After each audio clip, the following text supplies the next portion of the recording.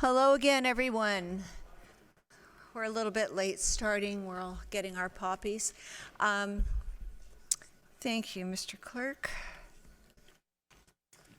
Mr. Clerk, the time is 8:04 according to that clock. The time being 7:04 on Tuesday, November the 5th, 2019. I'd like to call this General Committee meeting to order. May I have an approval of the agenda, including the additional items, please? Thank you, Councillor Humphrey. Thank you, Councillor Kim. All those in favor? Are there any declarations of pecuniary interest? Seeing none. We have no community presentations this evening. We do have 4 delegations. Our first delegation is Aaron here? There you are with your poppy. And Kim Clark representing Neighborhood Network and Gazelle and Company. Thank you. Go ahead. Thank you. Good evening, Mr. Mayor and members of council. I'm very pleased to be here tonight representing Magna International's Neighborhood Network office. And when I was last here in the spring for an organizational update, I mentioned that we'd recently completed a strategic plan.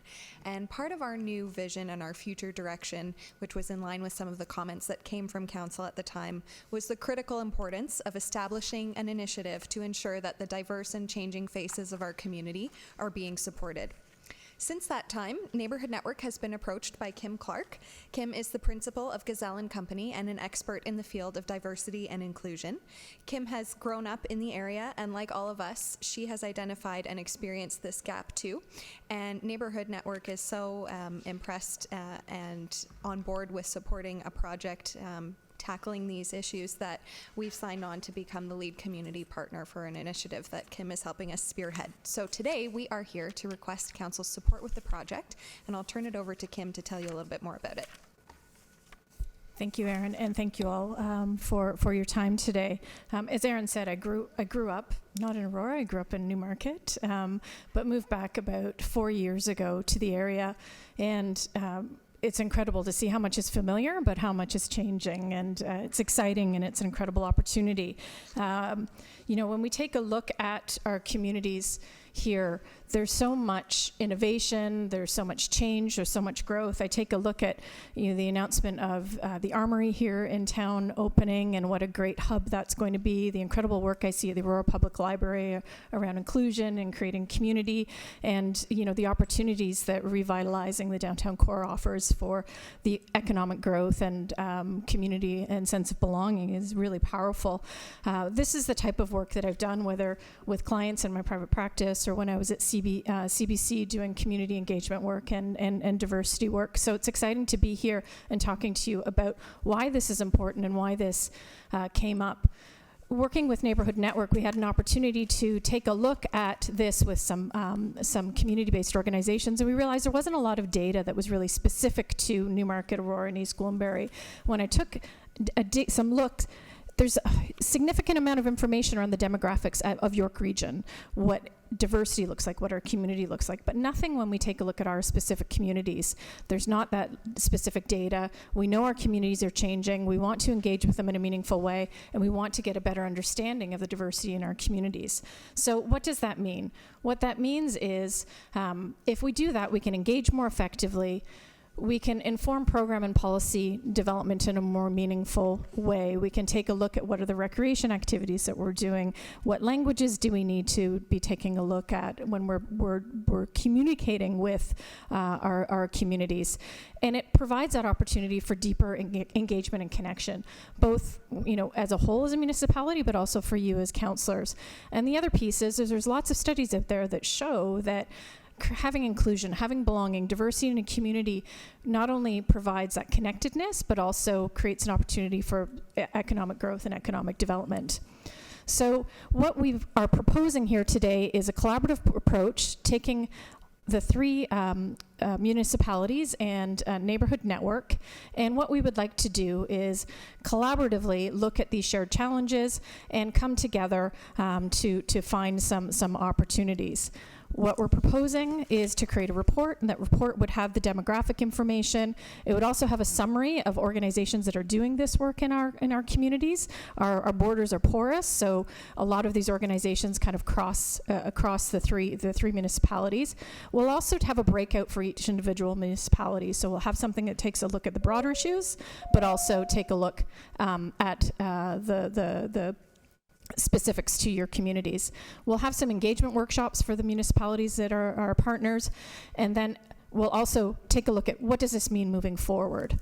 So the impact of this is, again, better connections, increased effectiveness in our policies, impact on economic growth, better informed programming, and if we do this together, there's an opportunity to be fiscally responsible, coming together as three communities in the N6 and having that opportunity to work together to build strong and connected communities. I'll pass it over to Erin for some closing comments. And very quickly, as I mentioned, Neighborhood Network has signed on to be the lead community partner of this initiative. So in our 10 plus years of providing service to the town of Aurora, we haven't made an official ask. This is our ask to you, that council consider investing $15,000 towards this important community program.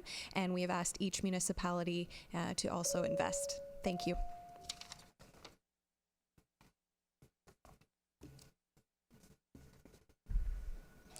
Thank you very much. A motion to receive the delegation, please. Thank you, Councillor Humphreys. Councillor Thompson, thank you. Are there any questions for the delegate? Councillor Humphreys? Thank you. Thank you so much for joining us this evening. What an exciting opportunity and program. It's actually quite near and dear to my heart. First of all, Neighborhood Network, we're blessed to have you in our community, and Northern Six are very blessed to have you here, and the way you bring people together, volunteers, it's just been an incredible experience to watch and see. Why I really love it is just your inclusivity, your focus on inclusivity, bringing communities together, really understanding the different graphics, the changes, and welcoming that change. It's so important. My background is, my parents were from Italy, and there was none of this back in the 60s, and I could hear my mother saying right now this would be an awesome opportunity that she'd want to be a big part of. So really love the work, and looking forward to discussing it later today. But thank you so much for doing it. It sounds exciting, and you picked the best partner to work with. So thank you so much. Thank you very much for coming. Thank you. Nope. Councillor Gilliland, my apologies. Thank you to you, Madam Chair. I echo what Councillor Humphreys says, and I just love everything that was presented here, and I especially really believe that engaging the community within itself is what creates that climate and culture that we really need to keep on top of, and we can't lose sight of that, because yes, we are a changing community, and we have so many diverse cultures in here, and inclusion is so important, and we don't want to lose sight of that. So the fact that you're bringing this to us now, and as we're growing and developing as the three communities, you're right on point with timing, and I think that we're almost ahead of the game by this initiative. So I look forward to the discussion. Thank you so much. Thank you. Thank you. Mr. Mayor? Thank you, Madam Chair. Thank you for coming out. Appreciate it. And, everyone always talks about governments and, and looking at for efficiencies. And, and I like the fact that when this was presented and we had an initial conversation, and I spoke with Mayor Haxon and Mayor Taylor, it's about working together. And what we're doing is we're finding those efficiencies and making sure that we're not duplicating the same thing. This is something that is much needed to look at within our communities, all three communities. And it's great that we're going to work together and do this together, hopefully. And so I thank you for bringing this forward. Thank you. Thank you very much.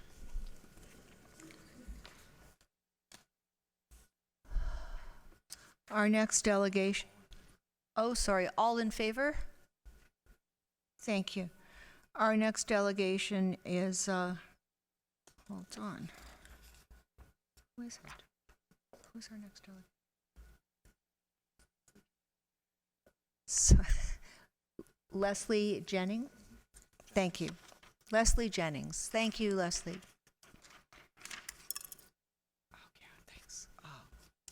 Yes. Thank you, Chair Gardner, Mayor Marcus, and councillors for giving me the opportunity to speak tonight. My name is Leslie Jennings, and I live at 26 Kitimat Crescent, just around the bend from the school. I've read the report on the agenda, and I'm really glad we're not debating installing sidewalks on Kitimat again. Last year, the residents of Kitimat signed a petition requesting no sidewalks. 36 out of 40 homes requested no sidewalks. 2 were unavailable to sign, 2 leaving wanting the sidewalks. In March of this year, Council committed to delay the sidewalks until the road is reconstructed in 10 or 11 years. Today I'm here to support the implementation of the proposed no parking on the Kitimat Bend, as this will improve safety for drivers and pedestrians. This should be done town-wide on all such blind bends. I also support the implementation of the suggested lay-bys in front of the school for purposes of kiss and drop, not parking. With only 5-car capacity, it cannot be allowed to become a parking area for parents. To help bring the councillors up to speed, here's some background on the sidewalk issues. A comprehensive joint study of the safety issues in front of Aurora Heights School was presented in 2016. The study was conducted by engineering staff, school and board staff, and parents jointly reviewed all safety aspects of the school, including the availability of sidewalks. That study could have, but did not recommend sidewalks for Kitimat, as they were not justified. Since then, the majority of the residents of Kitimat have been working to have the sidewalks project shut down. Some of the reasons for not wanting the sidewalks are impact on the value of our homes will decrease in value between $15,000 and $20,000 per due to losing parking in our driveways. Homeowners will be forced to pave over even more green space to accommodate the lost parking. Senior residents have strongly indicated that they do not want the sidewalks. AODA, we have one disabled resident who you met tonight, Jane, who's indicated that the sidewalks will not support her disabilities. The proposed plan for the sidewalks and the design of them make it impossible for her to be able to walk on them because of the unevenness, and would also impact other seniors on the street. I don't disagree that we need to keep the kids safe. However, what I disagree with is that sidewalks in Kitimat will solve the issue. Parents have the option to walk their children to school using the existing sidewalks from their homes. They could also park at the ACC and walk a block to the school, again, on existing sidewalks. They do not need to use Kitimat. It is not a throughway street to the school. The town has implemented a sidewalk policy to encourage children and their parents to walk to school. Instead, parents are choosing to drive and are now asking the town of Aurora, taxpayers, and residents of Kitimat to accommodate them. I'm sorry, I don't mean to insult the parents, but I believe this is just sheer laziness on their part, and they are not teaching their children the proper behavior of walking to school. Let's get back to some basics here. These same parents put their own children at risk when they park on the wrong direction on our street. They do U-turns in the bend. They park on the bend blocking the driver's sight lines. They pull their kids out of their vehicles in the middle of the road instead of on curbside. They block our driveways. They have no respect whatsoever of what's going on our street. And outside of them, when the school's not in place, our street is very quiet. Sidewalks on the whole length of Kitimat will not stop the bad behavior of the parents at the one small section of the street for 15 minutes twice a day. The school repaved the parking lot this summer and did not do anything to change the footprint to address the issues of parking, bus drop-off, or add more parking for parents. The school seems to have no interest in solving the safety issues at their school. They need to come to the table. As a working mom, I raised 2 children and walked them to school or arranged for their walks to from school. We now have 16-year-old Greta Thunberg speaking to the climate crisis, yet at schools everywhere, parents are using their cars instead of walking their kids to school. We need to do more. I thank you for listening to the residents of Kitimat and once again urge you to not install sidewalks at this time. I also would be very happy to work on any joint committee to study this issue further to find ways to improve child safety in the area. Thank you very much. Thank you. A motion to receive the delegation. Councillor Humphreys, Councillor Gilliland, Councillor Humphreys. Thank you, Madam Chair, and thank you very much for coming this evening. And you cited quite a few concerns that I believe we all have, and I appreciate you coming forward. You just sort of solidified some of the thoughts that we have. We've observed. Many of us have gone and watched the area and took a look at what happens there. So there's a lot more work that needs to be done, and later on when we get through to the discussion this evening, there's some suggestions we'll be bringing forward that hopefully will really look at this overall issue, which is the safety of children being dropped off and picked up safely. So it's bigger than some of the suggestions that we're seeing tonight, even within the report. So we'll go from there. Thanks for coming forward. Thank you. Council, that should have been a motion to receive and refer to R1. All those in favor? No? Any opposed? Thank you, that carries. The next delegation is Susan Little.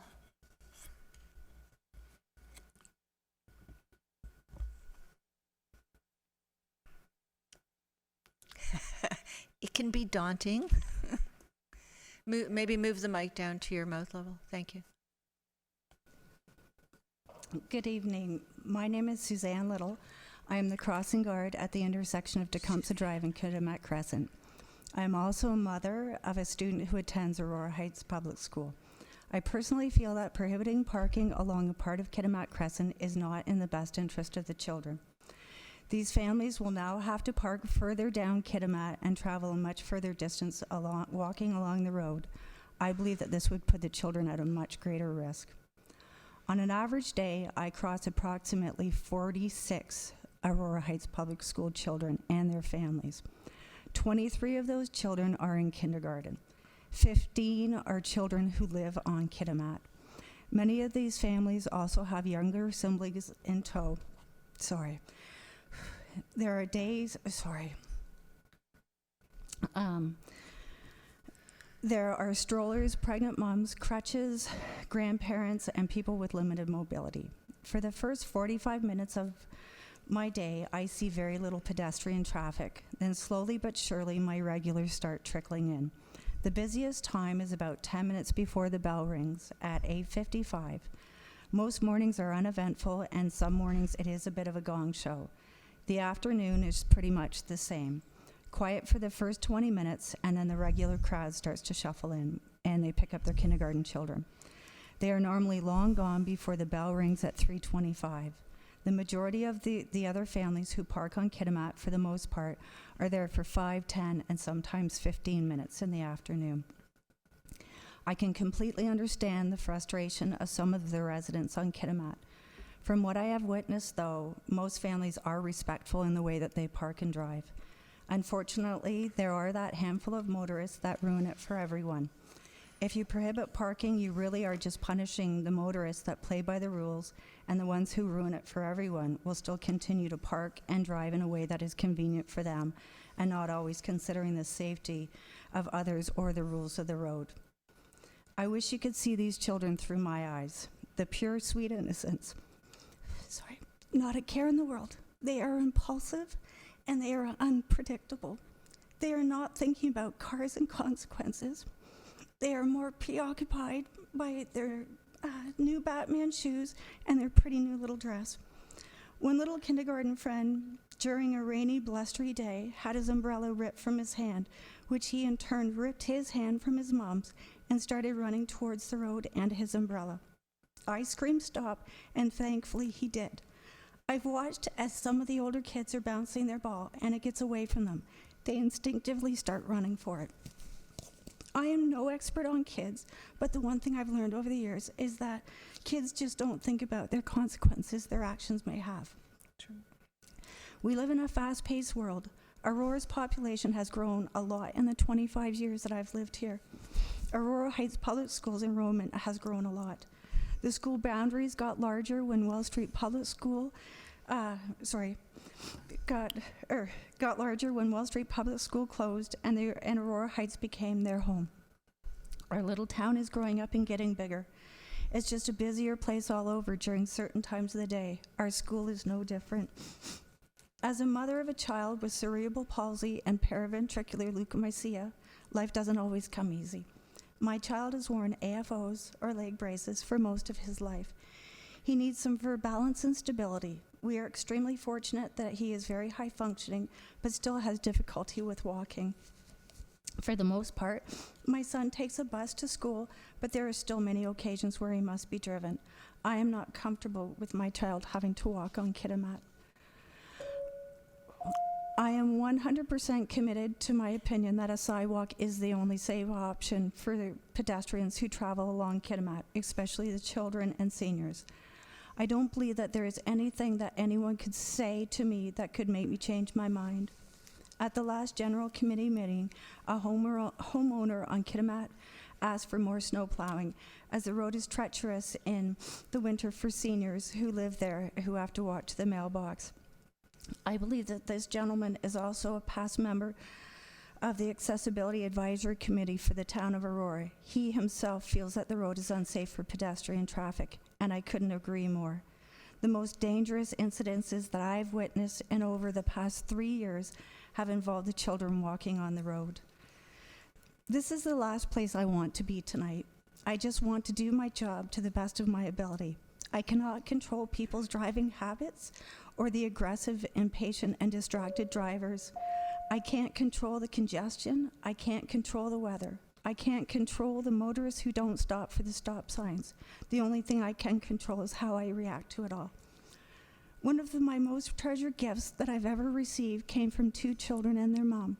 It's a wooden heart that they made with the quote, 100 years from now, it will not matter what my bank account was, the sort of house I lived in, or the kind of car I drove, but the world may be different because I was important in the life of a child.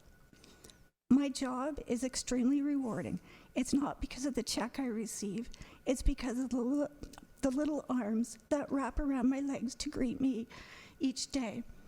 These children are priceless, and they deserve a safe passageway to and from school. Thank you.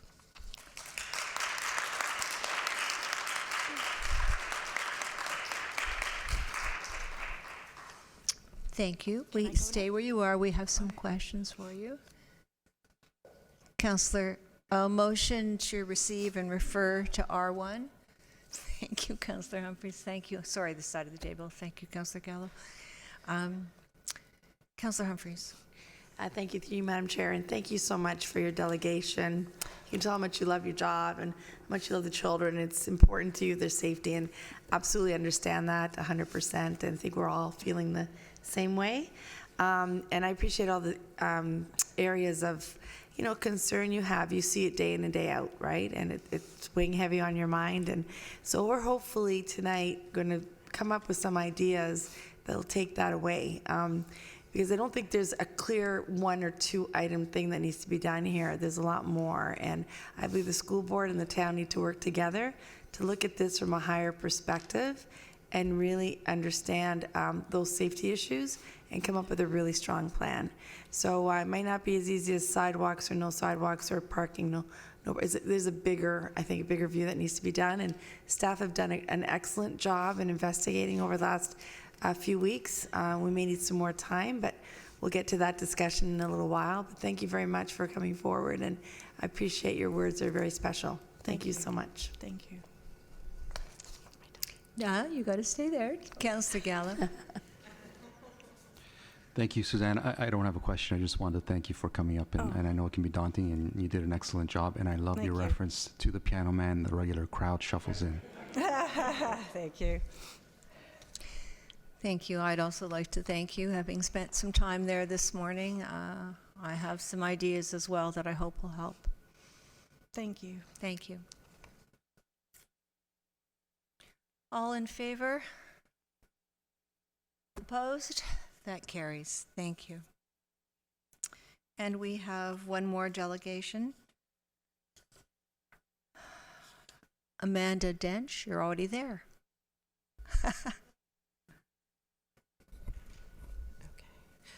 Good evening, Mayor, councillors, and staff. My name is Amanda Dench, and I live at 7 Kitimat Crescent with my husband and 2 children, both of which attend Aurora Heights Public School. I am also the chair of the Parent Council at Aurora Heights, and I'm joined tonight by our principal, by some fellow council members, parents of students at the school, some students as well. They're here with us tonight. So I have lived on Kitimat for 35 years, and I attended Aurora Heights Public School from grades 1 to 5. I have seen firsthand the changes on this street over the past 35 years, both the increase in pedestrian traffic and in vehicle traffic. I have also seen the changes in the school population. What used to be a one-level school with a small, tiny gym, which is now the library, is now a two-story school with a large gym addition and expanded school boundaries. I'm here tonight to respectfully request that the town of Aurora reconsider its decision not to install a sidewalk on Kitimat, one that was previously approved and budgeted for, and to encourage you to consider also exploring installing a sidewalk on Huron Court. These streets form one of the main routes for pedestrian traffic to and from the school. In addition, it is also where many parents, grandparents, and guardians in the school community park to drop off and pick up their elementary-aged children, some as young as 3 years old. These communities were built in the 50s and 60s. Neither street has a sidewalk at this time. This was typical at the time. In the 60s, Aurora had a population of less than 10,000 people, and the school only went to grade 5. Aurora now has 55,000 plus residents, and the school goes to grade 8. Pedestrian and vehicle traffic patterns have changed significantly since my childhood on Kitimat. The absence of sidewalks compromises safety and encourages our pedestrians to walk on lawns and busy streets. Walking on these streets between parked cars is treacherous at the best of times, and even more so in the winter months when the snowbanks narrow the road and icy, uneven conditions occur. As Sue Little mentioned at the last General Committee meeting, another gentleman on Kitimat requested more snow plowing on the street. He argued that the street becomes unsafe in the winter, especially for anybody with accessibility challenges, seniors, and parents pushing strollers. In school communities such as Aurora Heights, sidewalks should be mandatory without exception. And in fact, it's the town's own policy to recommend sidewalks when a school is nearby. It is incumbent upon the town of Aurora to encourage safety in our communities. The benefits of a sidewalk far outweigh any objections from local homeowners, including safety, mobility, and healthier communities. Parents with small children must also have somewhere near to park to the school so that they can safely walk their children to and from school. While the town's proposed alternatives to pedestrian safety will address some issues, they do not address the main safety concern, which is pedestrian safety on Kitimat and Huron, and the solution seems obvious: sidewalks. I commend the town for revisiting the lay-by lane. This will make a big improvement for parents with older children. However, it will still not address the safety for my children as they walk to and from school every day, and it will not address the safety of the parents and grandparents who have to park on the streets and walk to the nearby school twice a day to drop their children off at the back of the school, the kindergarten students. And a lot of them sometimes with strollers and small siblings in tow. Once again, safety should be paramount over and above local objections. I have lived on Kitimat since it had dirt and tar roads with ditches and culverts. Yes, I played with the black tar bubbles, much to my parents' dismay. There is always growing pains when things change. When the town paved the road, removed the ditches and culverts, and installed curbs, there were complaints. Residents on the street were upset, some very vocal, but the project proceeded anyway because it was in the best interest of the community. And now we couldn't imagine our street without the curbs. It's time again for another change. Kitimat and Huron need sidewalks, plain and simple. They are streets adjacent to a busy school, and there is an increase in the number of cars parking and driving on these streets. Will there be complaints from homeowners on Kitimat and Huron? Yes, we've heard some tonight. The objection to any sidewalk is frankly disturbing and surprising. The town really needs to take the lead, and the board, on what is right to ensure that the highest level of safety is assured for our community. Thank you for your time in considering this very important safety issue.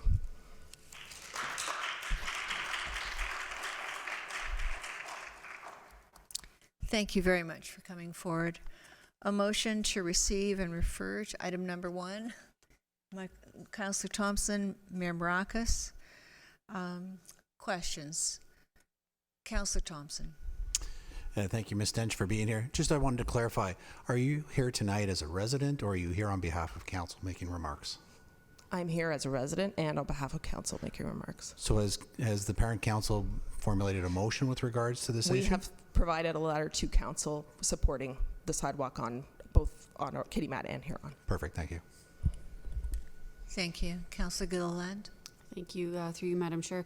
Just a question, because Huron's kind of the first time it's come up, and I was wondering if the intent of sidewalk there was with the intention of parking at the leisure complex and behind there, the ACC, because the trail does connect to that street. Was that kind of the intention in mind, if you were to park back there, walk up the trail, and then use Huron Court? I think that the thought around this is that Kitimat is getting full with cars. If you ban parking on Kitimat, guess where the cars are going to go? They're going to go to surrounding streets. They're going to go to Huron. They're going to go to Jasper. They're going to go to Collins, where as far as they need to go out to drop the students off. So I think that's the thinking, is just to ask the town to consider whether the adjacent streets, such as Huron, also need to be looked at for sidewalks. The town is changing. We're not the same town as we were many years ago. So there's much more cars on the road. The Kitimat Crescent is not a quiet street. My kids play on that street, and it's not quiet. There's people racing down the road on different types of vehicles, and it's just, times are changing. So we're just asking that maybe town council explore the adjacent streets as well, not just Kitimat. All right, thank you. Thank you. Councillor Humphreys. Thank you, Madam Chair. Thank you so much again for delegating this evening. Great job. And just a question for you. You live on Kitimat yourself? Yes, I do. Okay. What if their parking restrictions were removed during school, like those 10 minutes when people drop off and pick up their children on all those areas? Would that help in your mind? The restrictions around the surrounding area, not just on Kitimat? Everywhere, like just to have like no parking restrictions during the time of school drop off and pick up. I suppose that's one way, but as a working parent who needs to drop their child off at school sometimes, then get a GO train that I can't find parking at to get onto, no.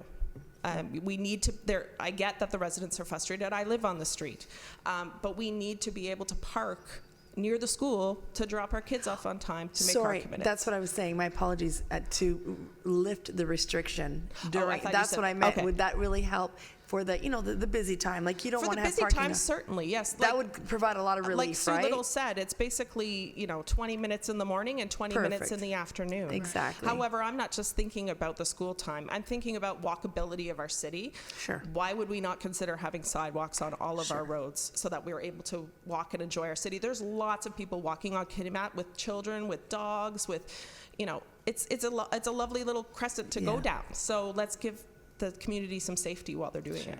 No, thank you very much. And just through Madam Chair, just to sort of reiterate, many of us have spent lots of time there. We see what happens. It's pretty chaotic during those times.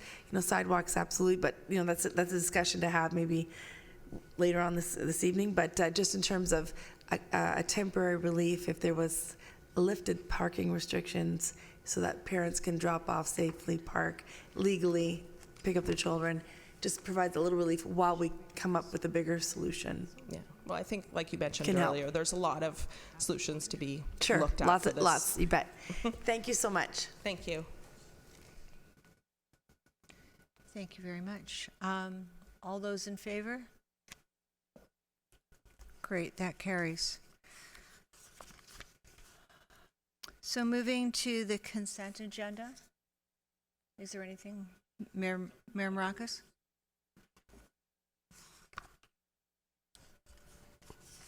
Thank you, Madam Chair. I'd like to move C1 for discussion. For discussion, yeah. For discussion, seconder? Oh. We can discuss it right now. Well, that's what I'm saying. We need a Councillor Humphreys, did you want to be the mover? Yeah, I'll move as is, but I'm going to be making an amendment. It's fine. Councillor Humphreys, second. Thank you, Madam Chair. Are we going to discuss this right now?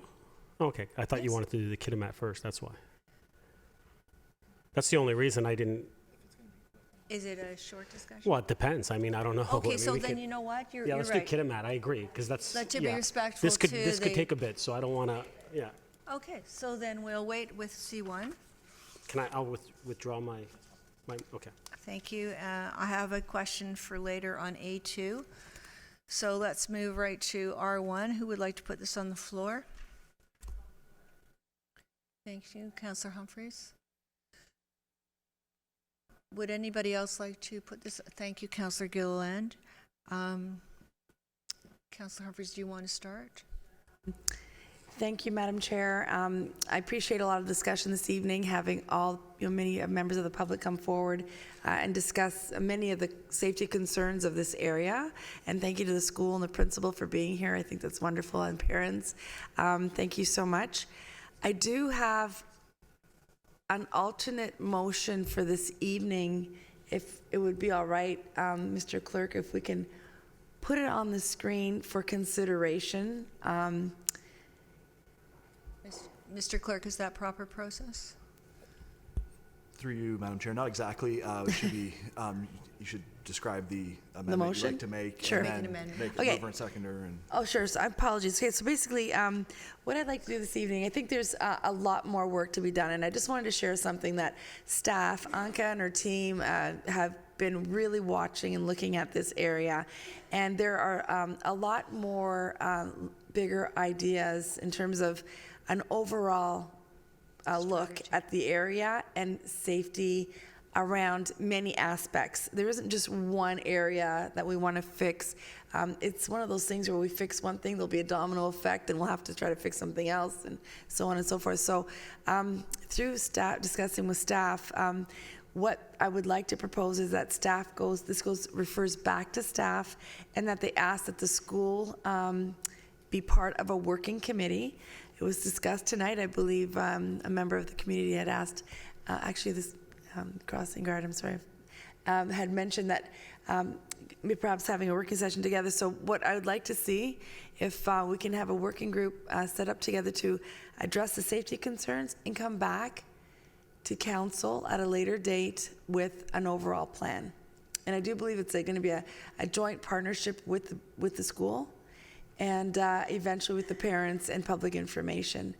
So I don't think there's a quick fix. I believe this has been, coming about, as we heard from the residents. The area's changed, there's more people, there's differences going on. So I would really like to see this working group come together, look at all the safety issues, take a look at some of the alternatives that we can put together to really have the safest possible environment for the children and the parents while they're dropping off and picking up their kids. It's one of the biggest things. So hope that we can discuss that. I think that we all want that for the neighborhood, for the children. It's a process question. So we have a motion on the table, If anybody but wants we a already have second. a motion. A motion to refer, of course. Thank you. Councillor Gilland, you're fine with that? Thank you. We can speak to that. Okay, we can speak to the motion to refer. Would anybody like to speak to it? Okay, I'm going to go with Councillor Gallo. Is that, yes? Pardon? I think you pretty much described it, but go ahead. Just in terms of why I think this is to refer back to staff.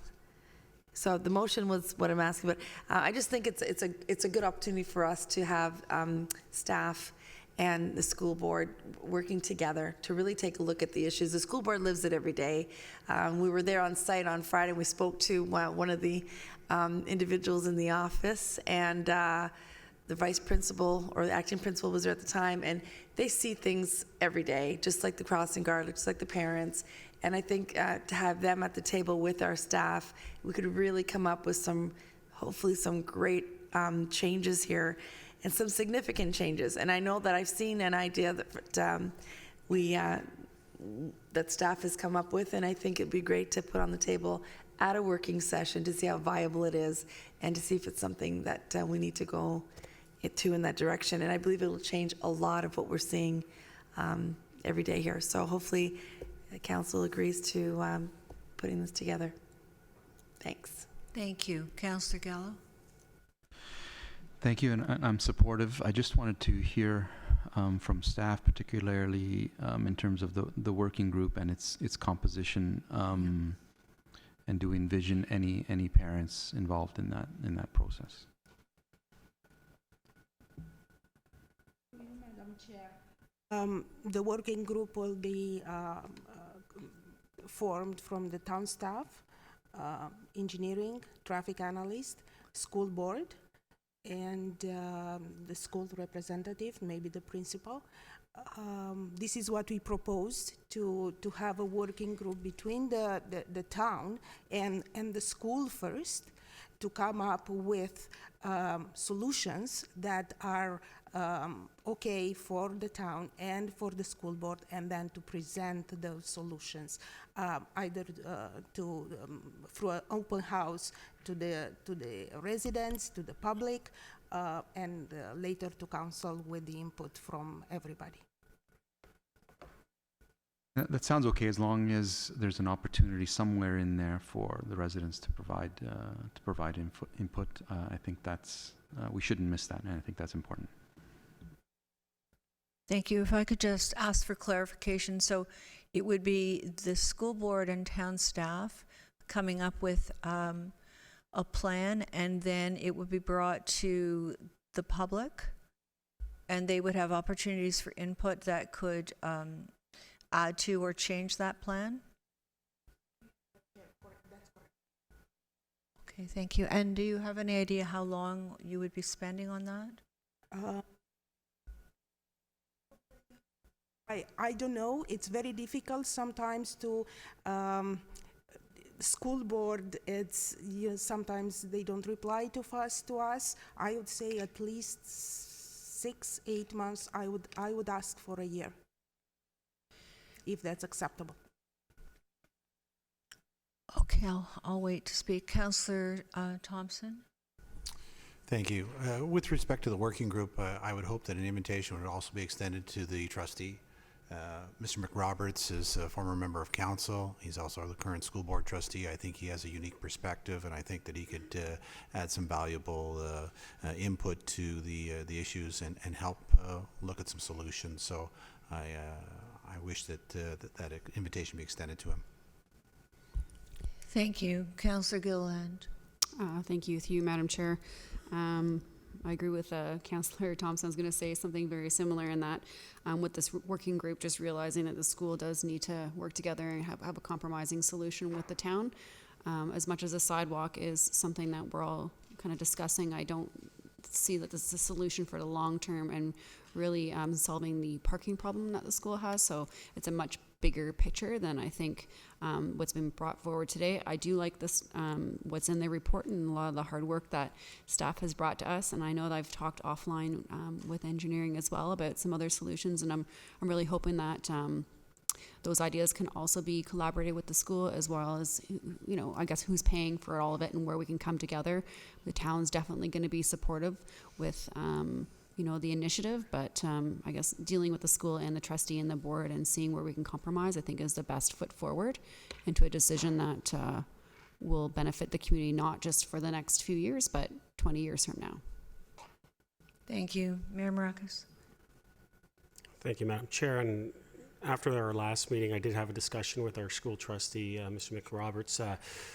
The conversation kind of went to the side of he would prefer that if we as a council would refer it or defer it.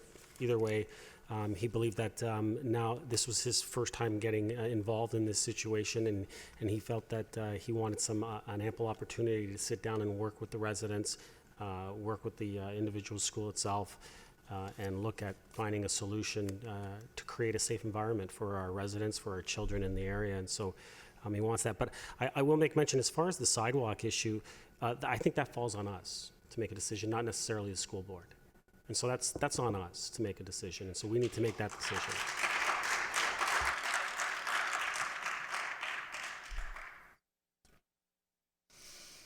Councillor Humphreys. Thank you, through you, Madam Chair. I spoke to Bob McRoberts today, actually, and I mentioned to him that we'd be putting up this proposal, and he really liked it. He wants to be part of the working session. This gives him an opportunity to work and get information from school board, from staff, and the parents in the meantime. So he thought it was a great approach.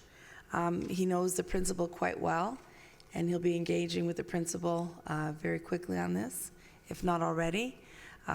He's heard about the concerns here, and he wants to make this issue a priority for him. So I think in terms of staff, maybe not having school boards sometimes responding quickly, and we might have a little bit more of more response this time with the school board, and with Bob having this high on his Mr. McRoberts having this high on his radar. So hopefully we can reduce the timeline for this, because I'm envisioning something coming back to us in the spring, so that a public open house will be presented sometime before then, and back to us. We'd love to see this sometime in March, April, if possible. But again, it all depends on how quickly we can set up the working team and response back from the school board. Councillor Kim. Thank you, Madam Chair. I'm all in support of Councillor Humphrey's motion and or the amendment. We certainly need to have, a tri-pronged or a multi-pronged strategy to tackle this issue. But over the last several months, and if not the last couple of years, having discussed this in the previous GC and council in a prior year, it's really been more convicting to me that we do need the sidewalk. No matter what solution that this working group comes out with, it's going to fall short of solving 100% of the traffic issues related to parents dropping off, picking up their children. Sidewalk is part of the solution, and as Mayor Marakis stated, that this is a council decision, it's a town decision. I don't see the need to further move this a year, 2 years from now, because as when this solution or options come to us, in 6-12 months, we're looking at a solution about 2 years from now. I think we need to alleviate some of the pressures now, and I think the sidewalk will help in that regard.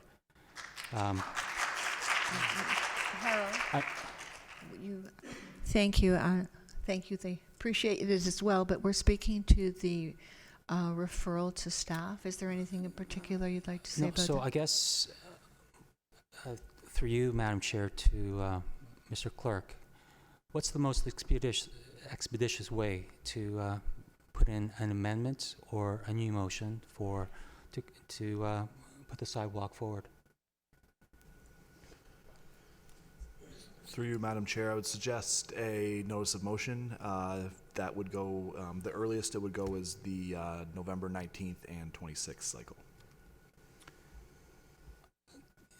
Can I also put the motion in new business? I would suggest that's a bit too substantive for new business, considering the gravity of the situation and the amount of interested residents. But it would be up to the chair, but I would suggest that it wouldn't be appropriate. Okay. Thank you. Through you, Madam Chair, to Ms. Mahale, if it's only 2 weeks, but if we push it off another 2 weeks, would it prolong or delay the sidewalk construction for next year? Chair, the sidewalk design is completed. 95% completed. It has to be updated because it was designed in 2018. So tender documents are almost done. So we'll probably need a couple of weeks to update everything. And once this is done, we can tender, hire a contractor. Construction will start in any case in the late spring, summer of 2020. So we have plenty of time to complete to finalize the design, update it, tender documents, tender and hire a contractor. even if we start a month or 6 weeks from now.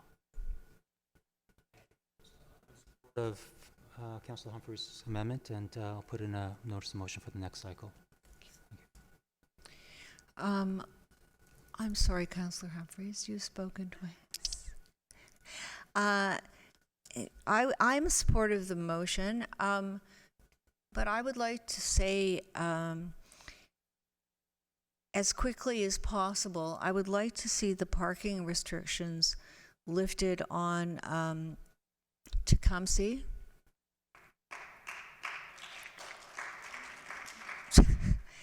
And I would like to see parking restrictions on Kitimat, because especially on the side where the crosswalk is, and I think it only needs to be done, well, the parking restrictions on Tecumseh could be taken away completely, in my opinion, but I don't know how the residents feel about that. I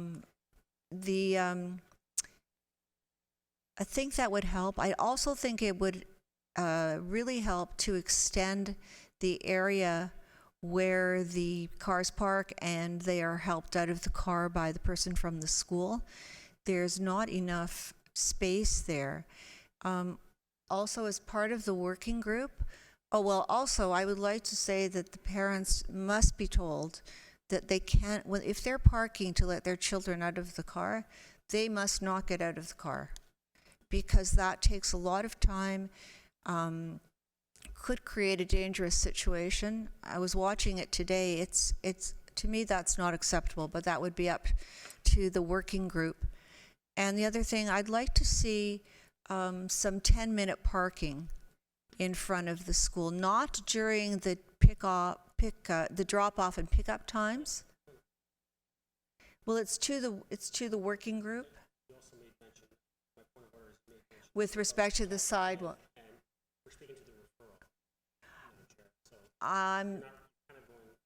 Thank you, Mr. Mayor. I'm going to overrule you because I want my comments to go to the working group to take up. Okay? We can put it to a vote. Or I could just accept your challenge now, because I've said everything that I have to say. Thank you, Mr. Mayor. Okay, so we're, Mr. Clerk, so we're voting on this. Okay, all those in favor? Anyone opposed? Nobody is opposed. That carries back. So now we have to go back to the main motion. No, this is it, because the motion to refer takes precedence. Thank you. Back to staff. Does everybody here understand what just happened? Yes, Mr. Clerk, you do it. Through you, Madam Chair, what just happened is that council referred the report back to staff to begin a working group, so no decision has been made tonight. Working group will be convened between town staff, the trustee, council as well, and then it sounds like there's going to be an opportunity for the public to weigh in, and then it will all come back to council for a decision on next step forward. Right. Oh, it won't be until. No, she's kidding. She's kidding. It'll be don't quote us exactly on 1 year, but it will be significantly into next year. We all around council table see your frustration.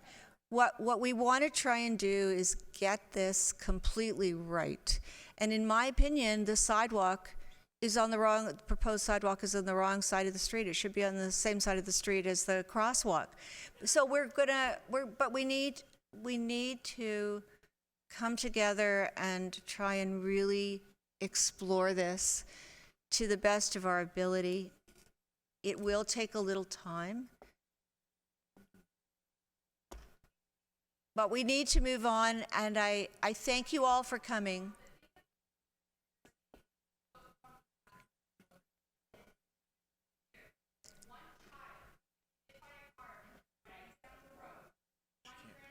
Actually, I hear you and I appreciate your opinion, but we cannot allow this for council process. So thank you, but we'd be glad to speak to you afterwards.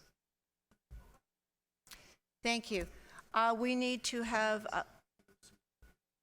don't we have to do all the, oh, okay, we're ready to go to C1. And also, you've heard that Councillor Kim is going to be bringing forward a motion about a sidewalk. There'll be a notice of motion. It'll be in 2 weeks. Actually, the notice of motion will come in 2 weeks, but it won't be dealt with for 3 because notices of motion are at council meetings. So we'll make sure that you know when that is exactly. Thank you.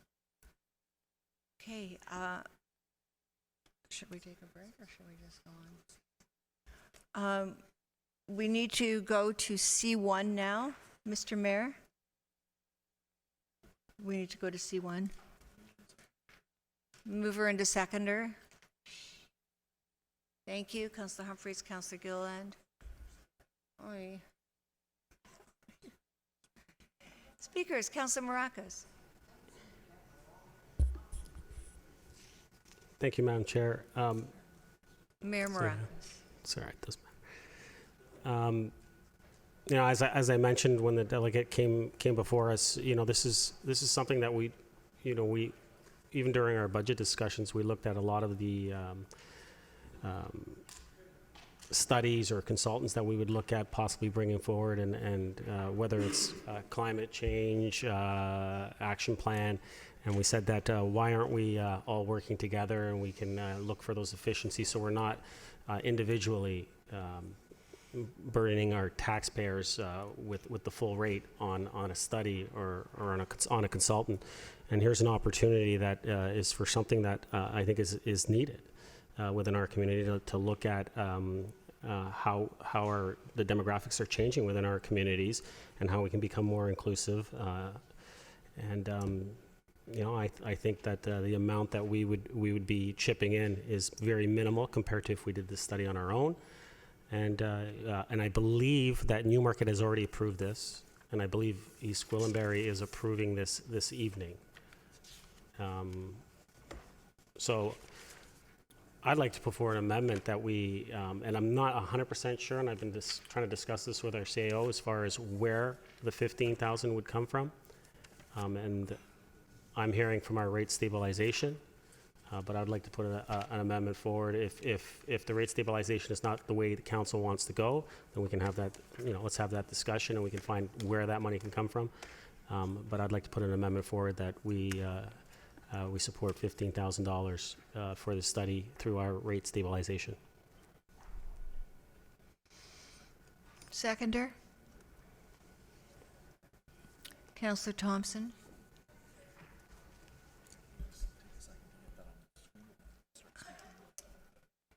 Thank you. Would anyone like to speak to this? So, I'd just like to ask,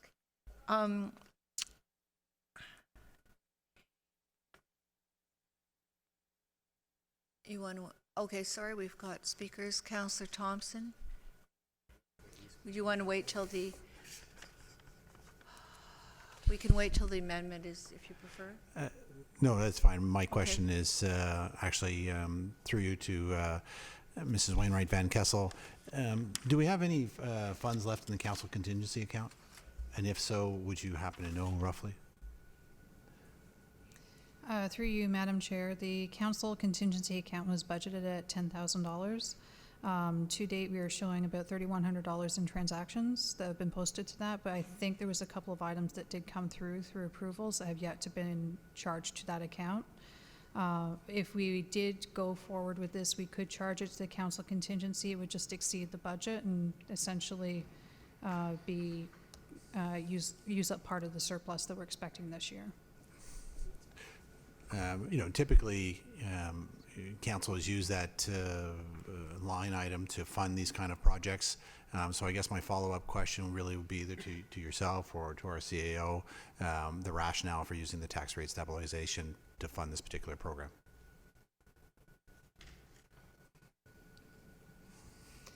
Through you, Madam Chair, if we it's effectively, if we take the money and we charge it to the council contingency, it just reduces the surplus, which through our surplus management policy would just reduce the amount that'd be going to tax stabilization. So it's one way or another. It's kind of similar in the same ways.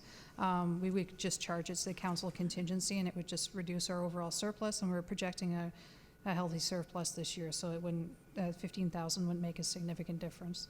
Great. I just think in terms of consistency, it traditionally has come out of that account. I mean, that's the rationale behind the account, is to fund community programs, organizations, or those things that council wants to support as initiatives. And so, that's why I was inquiring. Thank you. Thank you. Councillor Gilliland? Through you, Madam Chair, I was going to ask the same question, but just as an addition to that, would this be something that would be go through the sponsorship program that we had set up specifically for these kinds of things? Mr. CAO? Through Madam Chair, I'd suggest sponsorship probably isn't the best, It's different. as it's not really something where we're getting value for in Right. terms of attaching our logo to and getting, promotional value out of. So it's probably better to use council contingency. Just wanting to make that clear and how that would work. Have they requested any funds through the mayor's golf fundraiser at all, or no? Is that different? Mr. CAO? Through Madam Chair, that community-based fund probably wouldn't meet the criteria necessarily. We'd have to see, but that committee is just in its startup anyway, so that would take some time before we'd be able to have that committee consider using those funds. Just want to really understand where it would fall and how they would apply since we changed some of the rules. So council contingency fund seems like the best avenue to kind of pull from.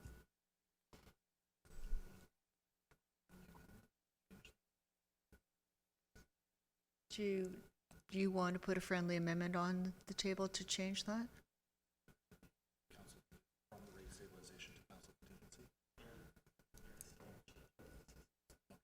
Okay, so we don't need to do anything?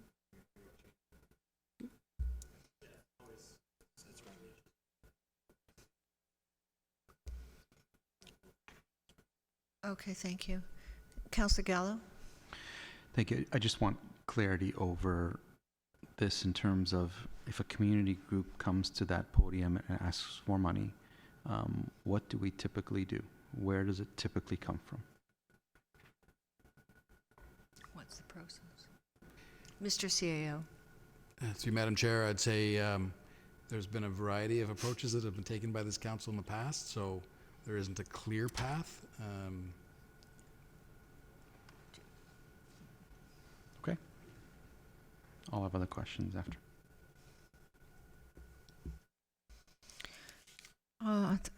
To you, Mr. Mayor, this seems to me like, well, first of all, the letter does mention our partnership with the Northern Six.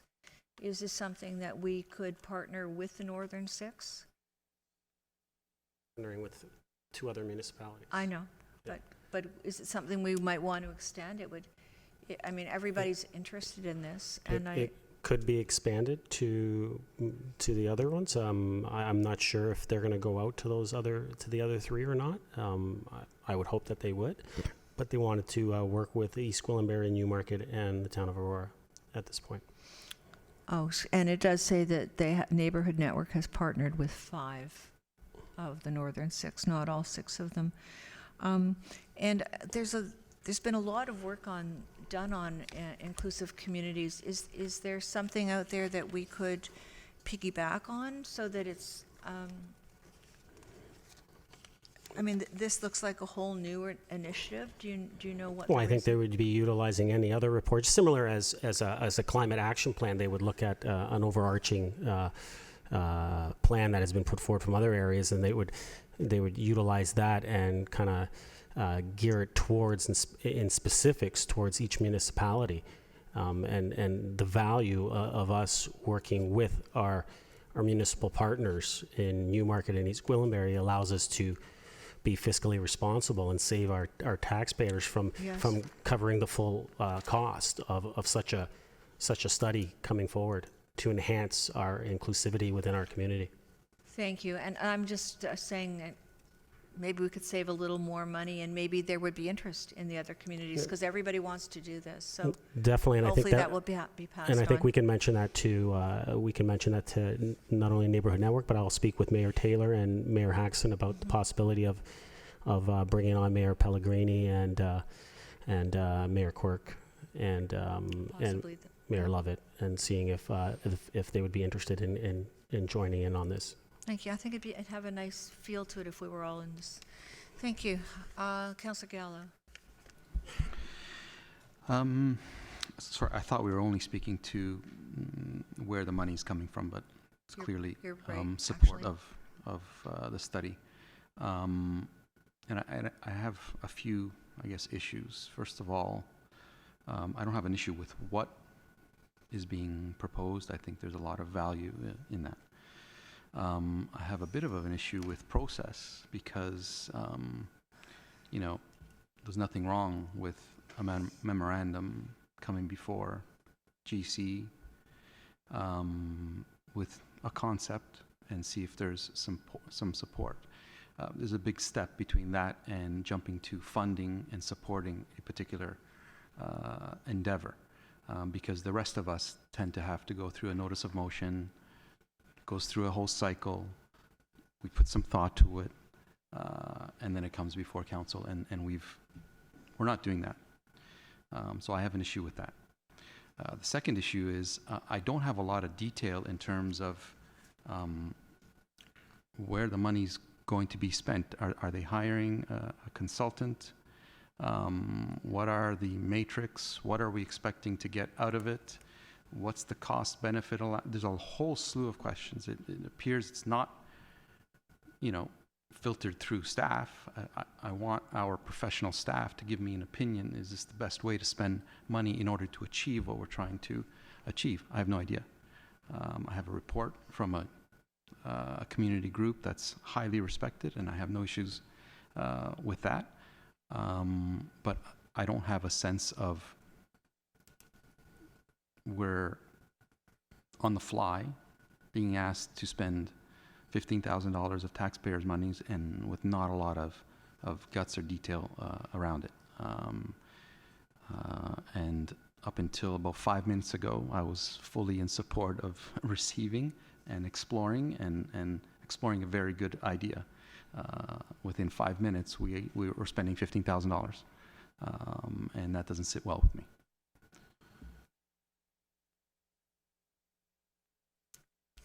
Councillor Thompson.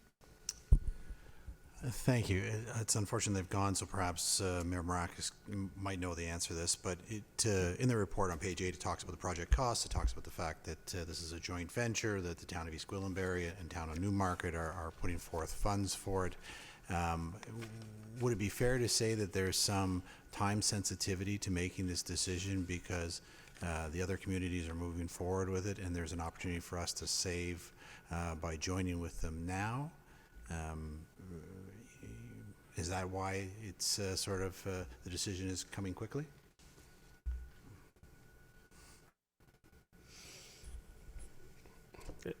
That would be correct. As I mentioned earlier, the town of Newmarket has already approved the funds. East Gwillimbury, from my understanding, from my conversations with Mayor Haxon, will be approving the funds this evening as well. And so there was some urgency to move forward with this, for us to be able to join in on this venture. And that's fine if we, and as far as following process, if we weren't following the proper process, I'd be called out of order, and I haven't heard that yet. So we are following process. If I may, would there be an opportunity to get some of these questions addressed? Because I do agree that it'd be good to get a little bit more information while the report does go into the activities and the deliverables. If we have further questions, can we either reach out to, I forget not Aaron's, the other person involved, and get some answers between now and next week, or could staff investigate? I mean, what would be the best approach? Yeah, I say by next week. Definitely, if anyone has any concerns, we can have staff sit down with Aaron as well as with Kim Clark, and get a more fulsome, detailed analysis of what will be provided, so that way council can feel more comfortable next week when we ratify the decision that's made this week.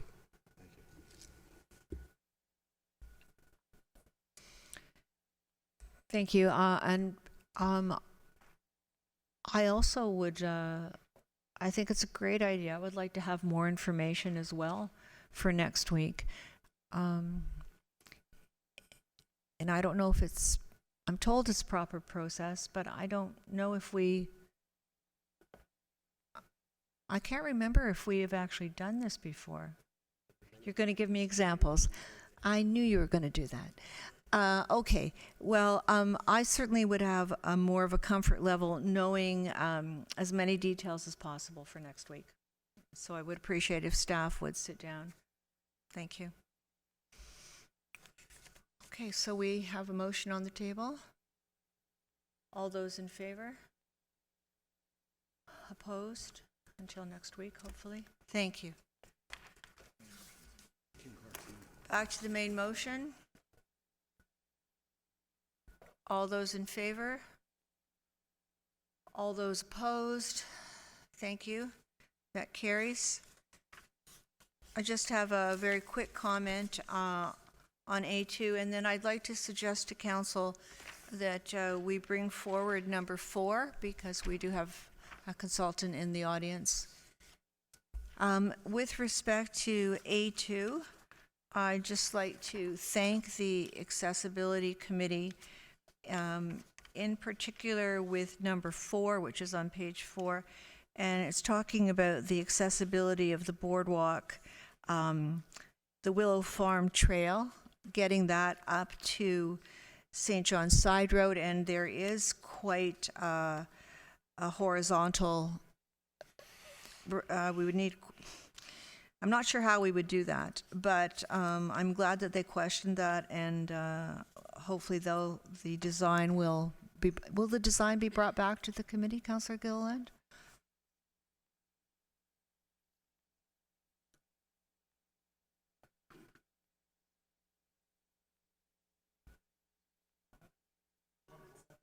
No, I'm done.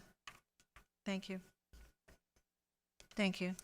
Well, I'm glad the committee's going to try and make sure that that's going to be acceptable for everyone to navigate. Thank you.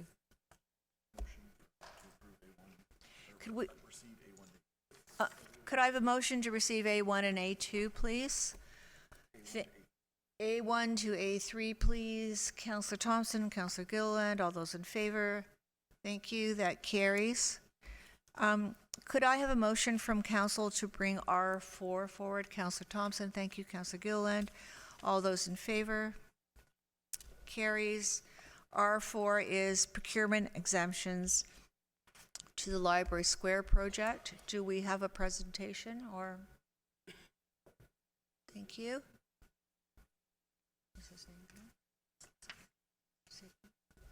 Oh, it is in your report.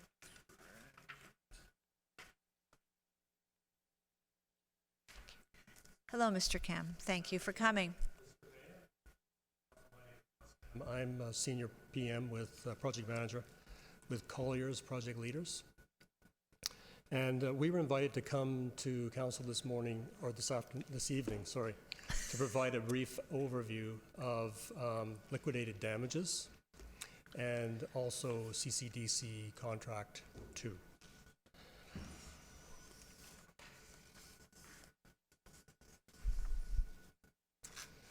So liquidated damages, for those of you who are not familiar, they are, it's a monetary amount that would be paid to the town. It's in the event that a contract is delivered late. It's usually tied to the schedule of the project. It's included in the contract that's signed between the town or the owner and a general contractor. And it usually represents damages that are incurred. So these are real damages. What it isn't supposed to be is a penalty that is levied against the contractor for delivering the project late. It's not necessarily a guarantee that the project will be delivered on schedule, although it is a good motivator. And it's not necessarily true that the amount will be paid by the general contractor. If the general contractor determines that they would challenge the amount that has been included in the liquidated damages clause, then that may be an issue that would have to be reviewed and substantiated. The amount would have to be substantiated and justified. So there are some pros and some cons associated with liquidated damages. As I said earlier, it's a motivation for the contractor to deliver the project on time. And it clarifies up front what the penalties might be or the damages might be and how they're calculated when the contract is signed by the general contractor. What it isn't, the cons related to liquidated damages clause are that the accurate estimate is required up front. So there's a necessity to be able to come up with a clear dollar value amount that has some substantiation and can be justified. It's very difficult to calculate that for a project such as this. We're talking about the Library Square project and the library and the performing arts facility. So that's a problem for us up front to try and determine what that amount would be that we would include in the contract. It also, when we identify that amount, it motivates the general contractor to think about how they can generate counterclaims against the town. And so throughout the project, they're thinking about that as they move the project along and preparing how they're going to come back to the town and ask for additional fees or additional costs. Any delayed decision-making involved in the project will be cause for the general contractor to come back and ask for an extension of the schedule. So if there is any RFIs or any change orders or any contemplated change orders, any delay in the decision of those can be used as a justification for extending the schedule. The other possibility is that when we go out to tender the project, the contractor will inflate their bids because they need to incorporate something into their bid that will allow for the amount of money that they're going to be rendered that they're going to have to pay if the contract is delivered late. So the chances, there is a risk that the tender prices could come back higher. There's also the possibility, although it's probably a minor risk, that there are some contractors that just wouldn't bother tendering, just wouldn't bother submitting a bid because they don't want to be faced with having to pay liquidated damages.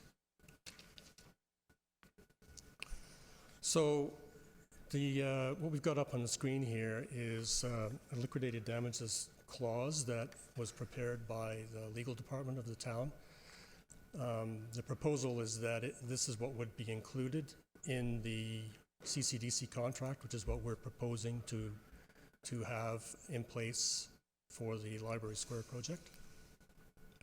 And you can see that what it's asking for here is an amount of money that we have to come up with that would be charged to the general contractor for each and every calendar day beyond the contract time specified. So these are sample clauses that were put forward by legal for consideration.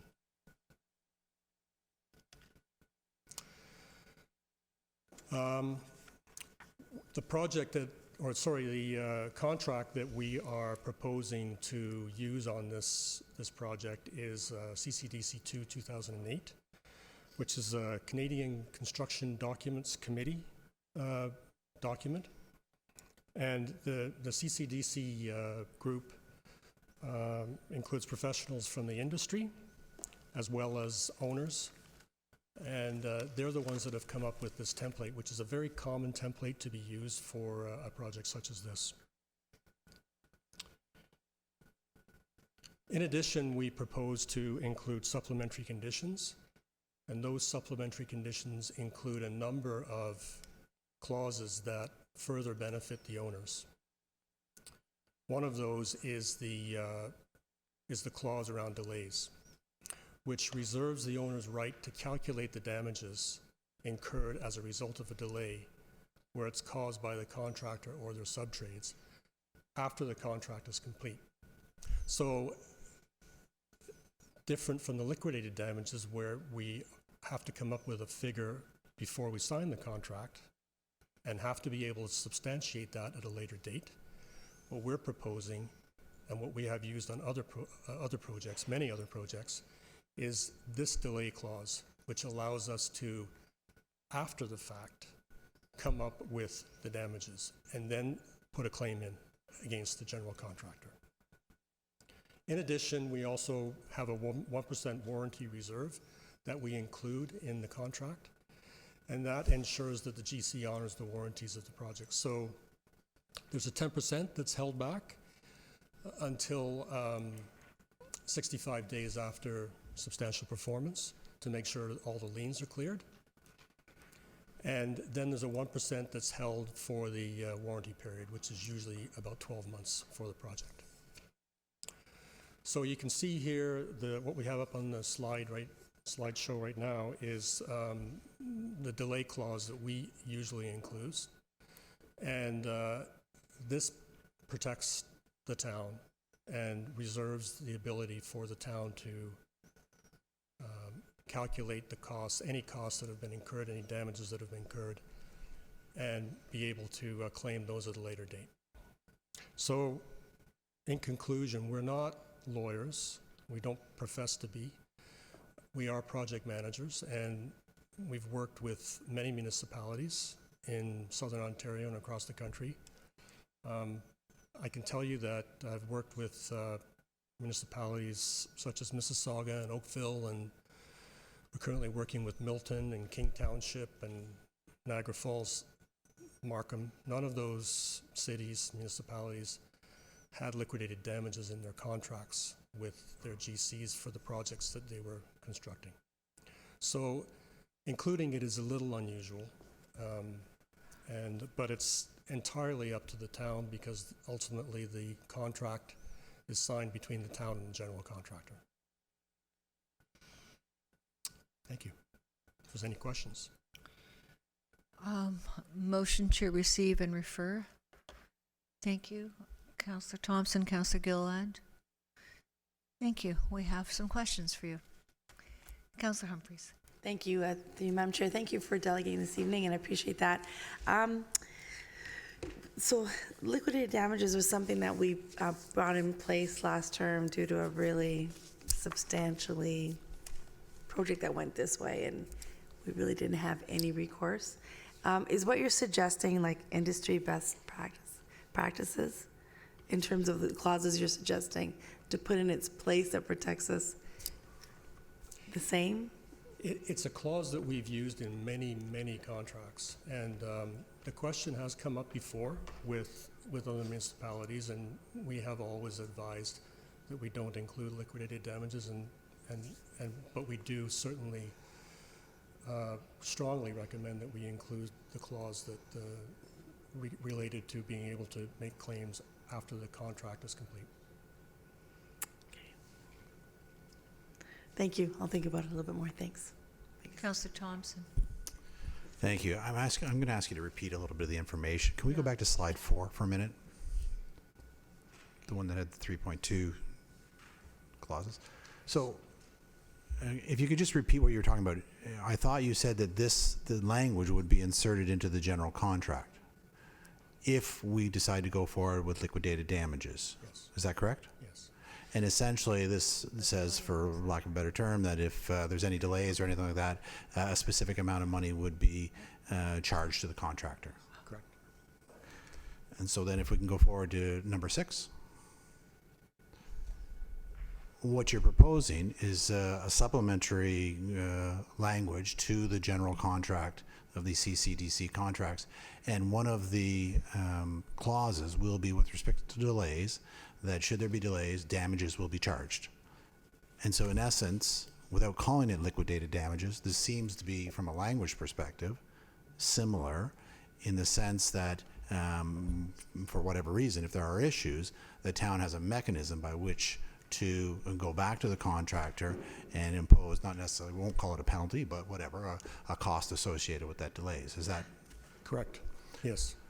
The difference being that with what we're proposing, we calculate that amount later at the end of the project rather than calculating it at this point and including a number up front so that it's very clear to the contractor and the owner what penalty is going to be levied on a daily basis as the project is delayed.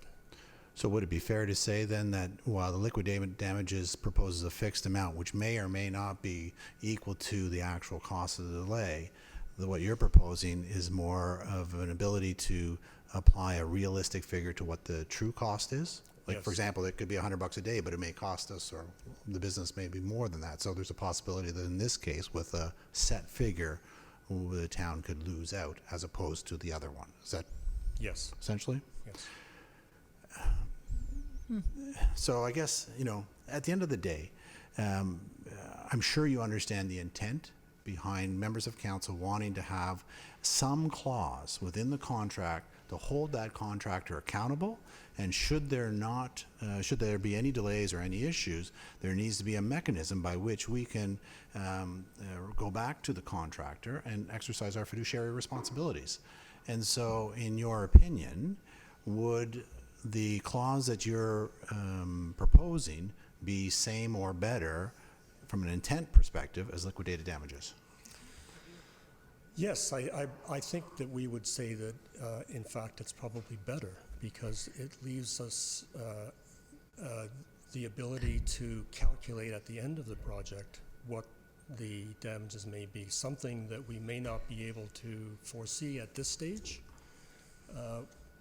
We may be able to see at the end of the project, in which case we can include that in any claim back against the general contractor.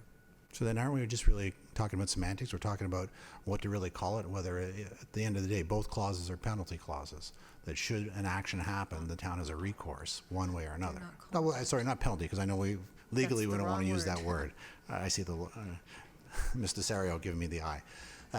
But the clause essentially triggers an action, regardless of what you want to call it, whether you want to call it liquidated damages clause, a delay clause, whatever clause. That's fair to say. Yes, I think so. Okay. And then you talked about a number of municipalities. I know I had an opportunity to go to the website myself and look at the Canadian Construction Documents Committee. While you can't download them, you can look at the table of contents and get a sense of all the components in it. And I was able to see that a number of significant municipalities, mostly major ones that I saw, Toronto and Edmonton and Winnipeg and Brampton, and most of the bigger ones use it. But you also mentioned a lot of smaller municipalities like King and so forth are also starting to adopt these as standard contracts. The actual, if we're talking about the CCDC contract, yes, it's one that we use on a regular basis with all the projects that we do, unless it's a design build project or a construction management project, in which case it's a different, but for a lump sum stipulated price contract, we would use a CCDC 2008, which is what we're proposing for the Library Square project. So just to be clear, though, this is what your organization promotes, but do you know if other municipalities, like City of Toronto and other ones, mandate the use of these documents? I don't know that they mandate the use of those documents in particular, but it's the most commonly used contract because it's known in the industry. Everybody's familiar with it.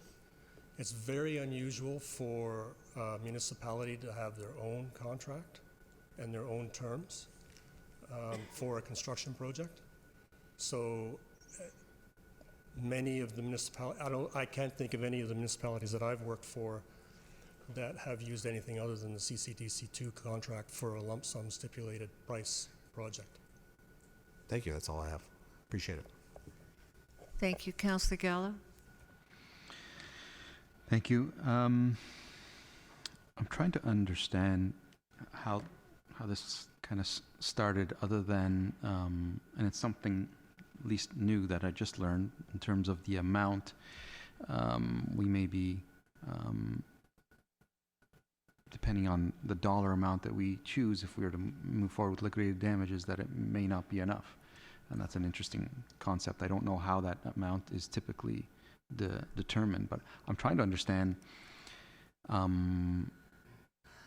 why this is before us and what the impetus is for you coming forward to, other than the list of pros and cons that you gave us. Is that the sum of it? Yes. Councillor Gallo, I think Mr. CEO has a comment. Through Madam Chair. So the reason that this is before you is because our project management firm has recommended that we go down this path in terms of how to look after the how to handle the damages piece. Council passed a motion earlier in 2015 that said that if staff want to proceed with a project without liquidated damages, they had to return to council. And so that's the actual wording of the motion. And so to respect that motion, we are here suggesting that we'd like to use an alternative to liquidated damages, and that's why the report's before you, in addition to the other item, which is another small change in the procurement process. Procedurally, I understood why it's coming before us. I'm just trying to understand what triggered it, and as I understand it, it's from Colliers that felt you should bring it to our attention because there may be a better way to accomplish what we're trying to accomplish. Through the discussion around the contracts, we talked about the CCDC2 contract, and then we talked about, we were informed that the town has a policy to include liquidated damages in all their contracts. And we advised against that and pointed out that we use this clause as an alternative, which continues to protect the town, but it's just a different way of going about it. And at that point, it was determined that we needed to come to council for council to decide whether or not we exclude the liquidated damages and use this clause, or whether we continue to include something around the liquidated damages clause. So it's a recommendation. There's no liability on your part whether we do it or not. It's just a recommendation and best practices that you're aware of and Yes. all of that. Yes. Okay. And I don't know if we're asking just to the delegate or to staff. The delegate has pretty much referred to everything that's in the report, so I think you could ask. No, I have questions that are outside of. Yeah. As long as this is one of my. Well, is there anything else? Just to the delegate. That's fine. Thank you. Councillor Kim. Thank you, Madam Chair. It would seem that regardless of whether we go the liquidated damages route or the CCDC route, it's still going to be challenging for the client or us to be able to recoup whatever potential losses we might have in the future. Just from my experience with other people who are contractors or just the town itself, I know it's challenging given that we have to produce the burden of proof. So for me, I feel comfortable with having partners like yourself, like Colliers, and the planning partnership. And would you say, and my question would be, would you say that having partners like yourself would help us in limiting these types of damages, because you guys are there, and that's why we hired you guys to be the project managers, to be there day-to-day on site, and that any preventable items or delays are caught early so that these things don't happen. So is that part of your role then as the project manager and our partner? It's certainly part of our role to manage the project, oversee the progress of it, closely monitor the schedule on a regular basis, review all proposed change orders and any requests for extension of the schedule. That's all something that we'd be looking at very carefully and questioning the general contractor about when those requests come in. Looking at the legitimacy of any kind of application to add time to the project they're all things that we would be looking at throughout the project. Great. Thank you very much. Councillor Thompson? Thank you again, through you to Mr. Cam. I'm not sure if you're able to or not, but do you know of any actual examples where this clause was utilized in a project that you're able to share with us? The delay clause? Yes. And where a penalty, not a penalty, but where a, I don't know, amount was claimed or whatever, however you want to phrase it. Without breaking confidentiality, if you got to make it general, we understand that.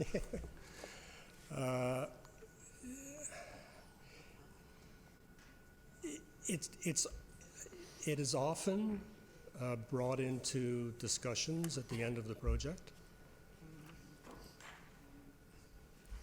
because a delay to a project very often occurs. And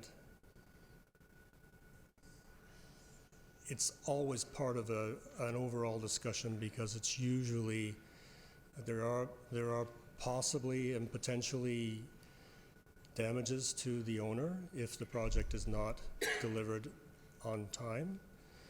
There are also often claims that will come from the general contractor because the project has been extended.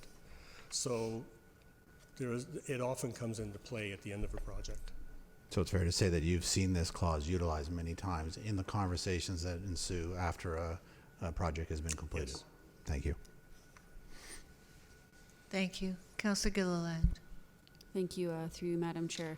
So just to be clear, the recommendation is to remove the liquidation clause and replace it with the delay clause? That's what we're doing? Okay, I'm just looking at the recommendation. I don't see anything in the recommendation that says to replace it with this clause. So I'm hoping that's something we'll discuss at that time. Okay. That's all. Thank you. I would like to ask you, when we had the report on liquidation damages, there was a lot of discussion about what happens at court if it's taken to court. So with this kind of an agreement, are we less likely to be going to court? In your experience?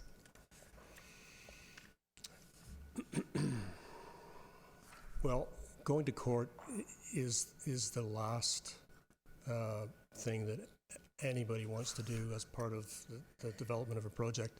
We do everything we can to avoid it. And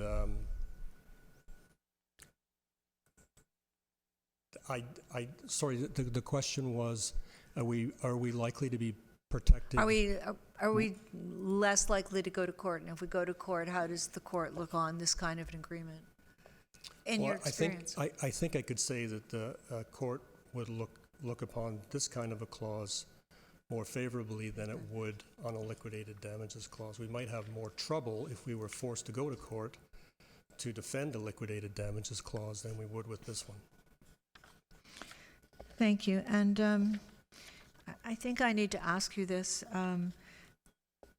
because I think you'd be more experienced in procurement, who's put this together. But you do say, the report does talk about, because of this kind of a project, talking about the square and library work,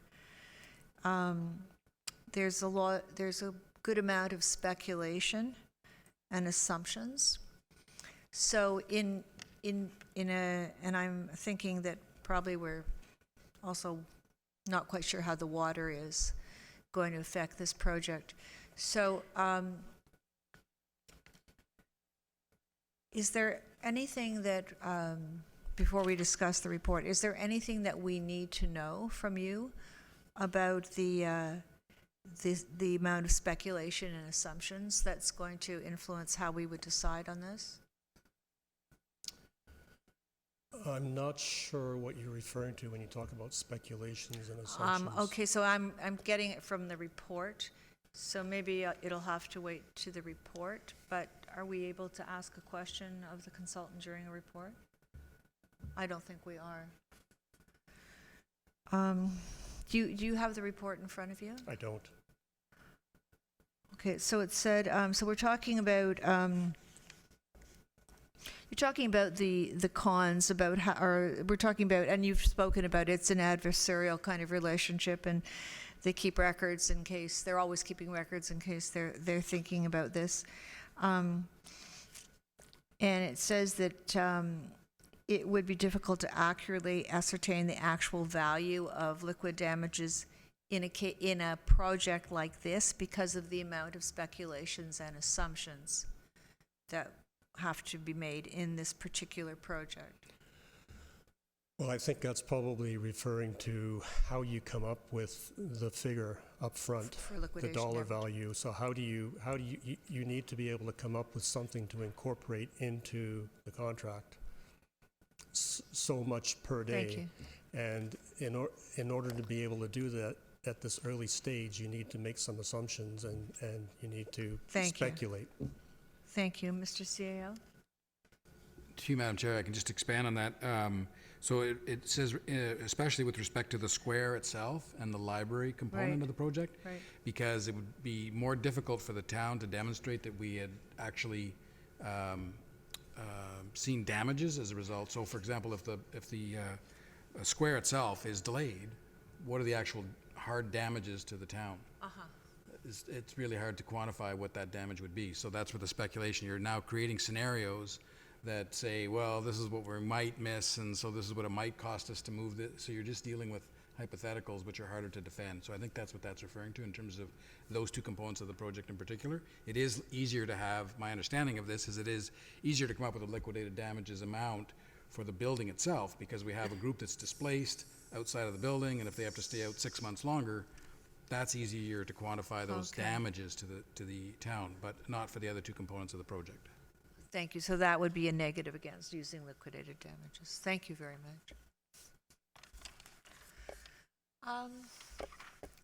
Okay.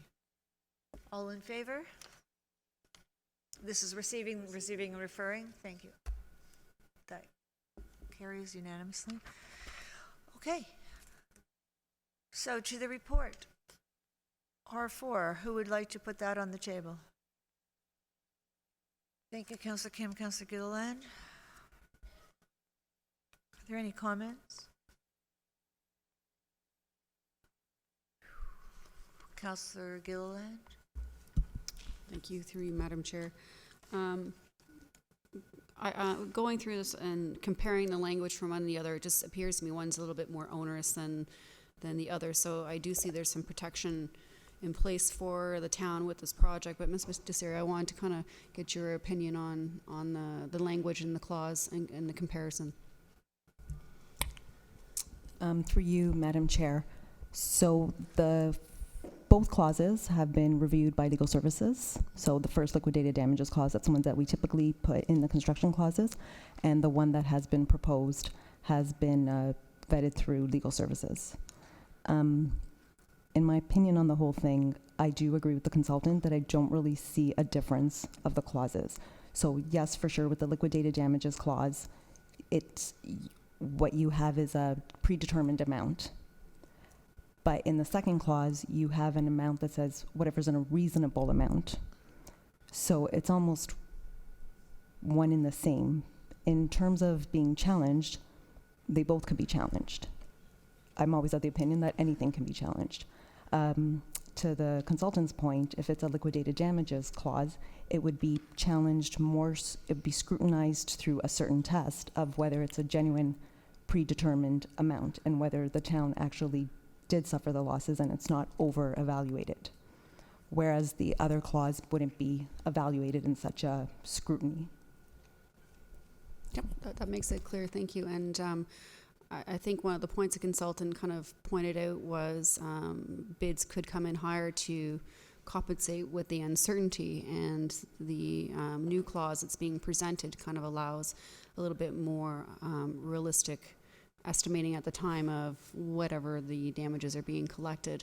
And you want to certainly create a very good relationship and attract some good tenders and feel like you're getting your money's worth. I would like to see, though, in this motion added to replace the clause with the delay clause. I don't see it in the recommendation, and that's something that I was hoping that maybe we could change. Because it doesn't say that. It says an exemption be approved to waive the liquidation damages for Library Square project, but it doesn't say but to be replaced with the delay clause.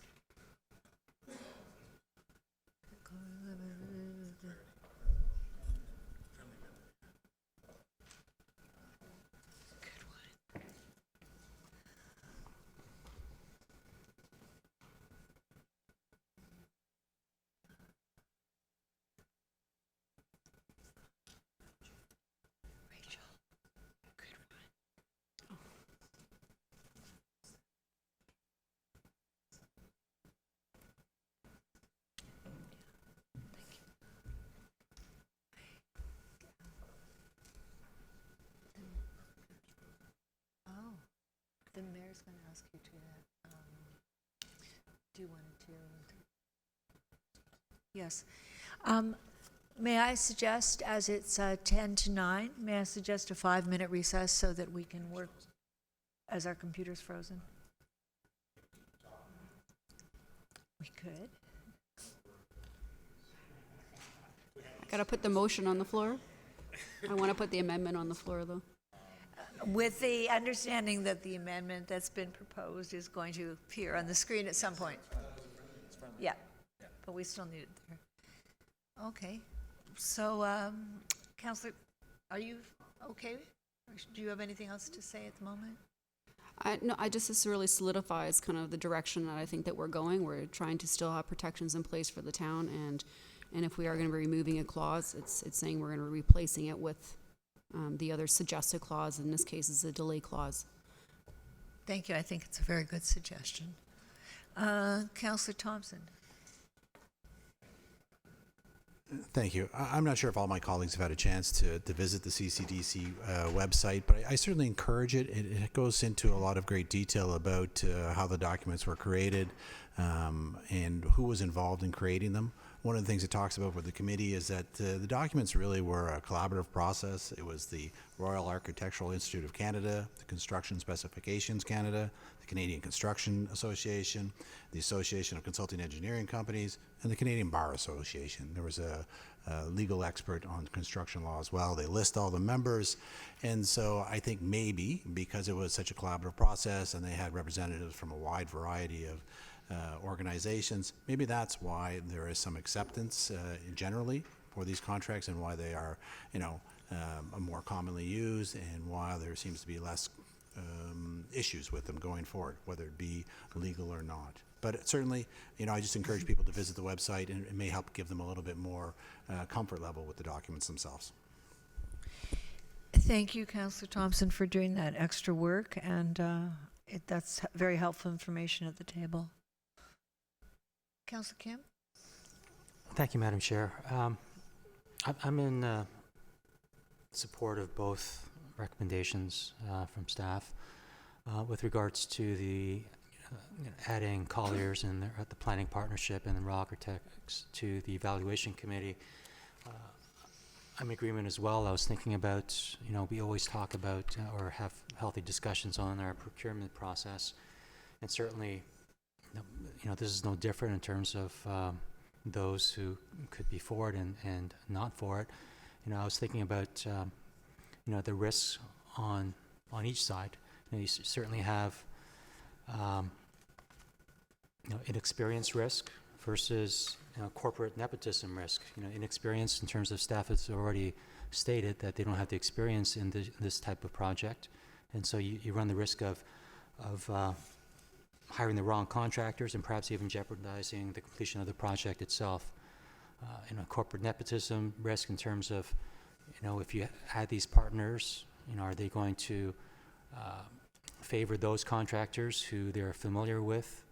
And And, you know, the risk there is, you know, you might overpay, but you get a job done. And that's not what I'm hoping for, and I don't think that's going to be happening, but that's the risk on that side. And certainly, you know, I do hope that, you know, when these evaluations come, that it will invite a lot of contractors, and some of them may certainly have partnered with our partners in the past, and it's no different from how we as individuals work on projects, and we've worked with on successful projects with our past partners.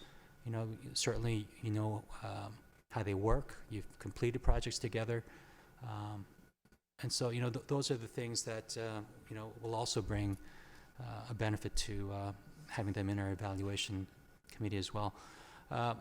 So through you, Madam Chair, to Ms. McDougall, similar to other reports where when there's a project, you know, we're given a short report of the staff recommendations. We have a list of contractors from lowest to highest bidder and a point system.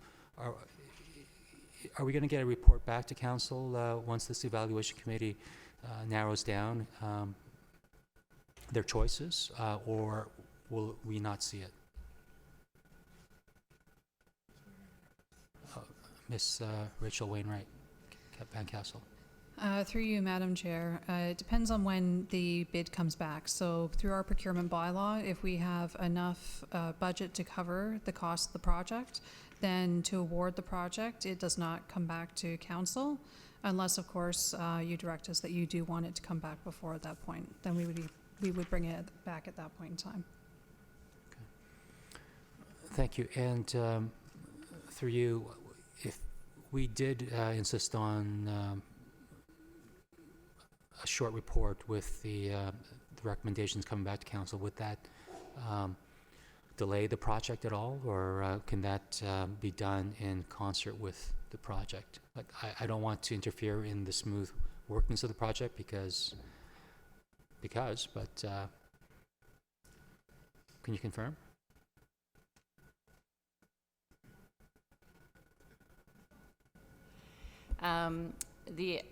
I don't see it delaying as significant. However, depends on what you consider a delay. We've got a very tight timeline as we are working through the work plan as it is. I understand there is a council's calendar schedule proposal change for the new year, and if that happens, that could impact when we can report back and ultimately get an outcome of council, which is a 4-week turnaround from the first GC to council approval. So it just depends, I think, on when we get the notification, when the award closes, to when we could get a report back, how quick that turnaround could be. It could be anywhere from 2 weeks to a 4-week span. Okay. I'm guessing if a CAO has anything else to add, that would be my observation of where we currently stand. Okay. Thank you. If we did have a long timeline, not that we're forced into any deadline or anything like that, it would be nice to have. But at the same time, we do have budget parameters in place that staff are going to follow. So being over budget is not an option right now. So thank you. Thank you. Councillor Gallo. Thank you. Does anyone know at the table whether we used this type of document contract for the JOC? Oh, no. Mr. CAO. Through you, Madam Chair, no, we did not. We used internal documents for the last couple of big projects we've done. Okay. I've used it in the past on projects, and it seems to work quite well. I think, to me, and the CAO was correct, is how do you have to put some serious effort into determining that daily rate, and knowing what that is going to be, because based on at least the legal opinion from Mr. Marr, if you don't get that right, it's not really enforceable. And although it does say, which is slightly contradictory to what we heard today, the benefits of utilizing such a clause include greater contractual certainty that work will be completed on time, reduce costs associated with calculating the challenge and challenging the claim for damages, and the likelihood of reasonable timeline has been negotiated. So that at least beforehand, if that's there, is there more an intense effort to determine a timeline because there is penalty, so to speak. I think if we put that effort in, regardless of this, you may accomplish the same thing. So I'm comfortable with the change. I think we're accomplishing the same thing. I'm just hopeful that we won't even need this.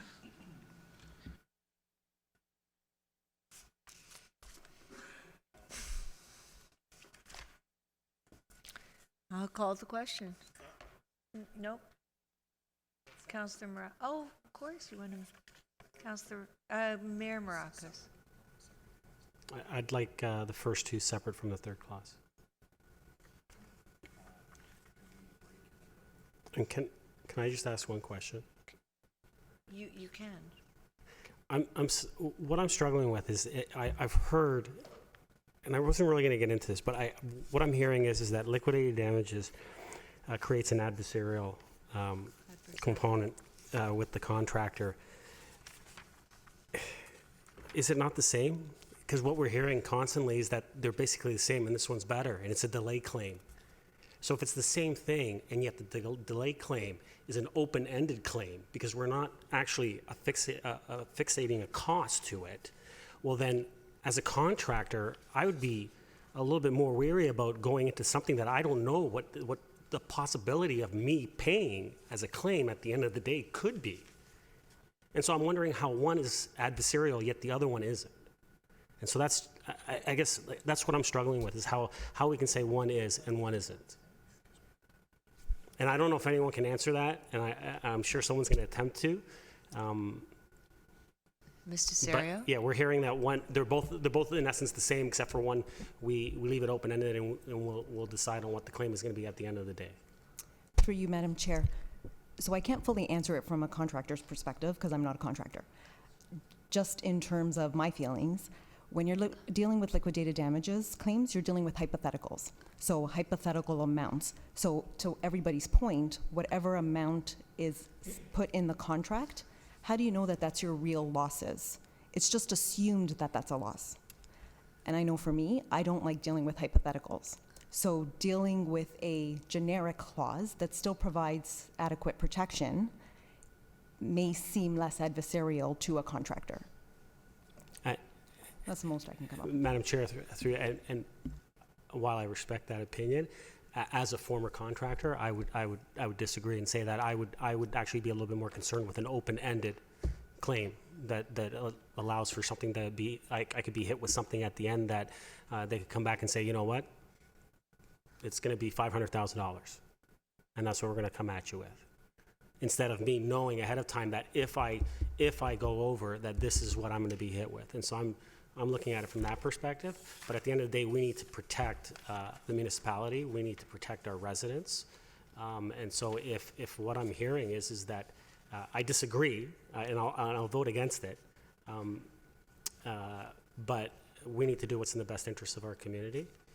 And if the majority of council believe that this is going to create a better protections and minimize the risk to our residents and to the municipality, then so be it.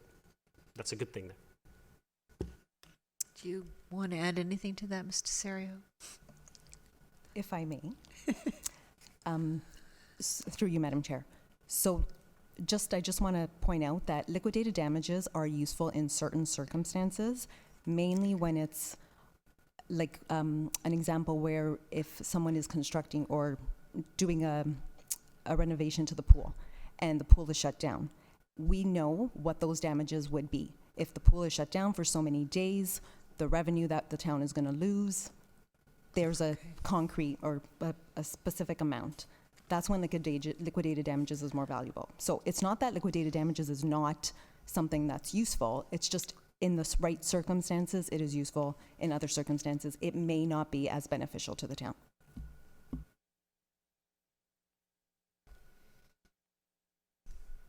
Councillor Kim.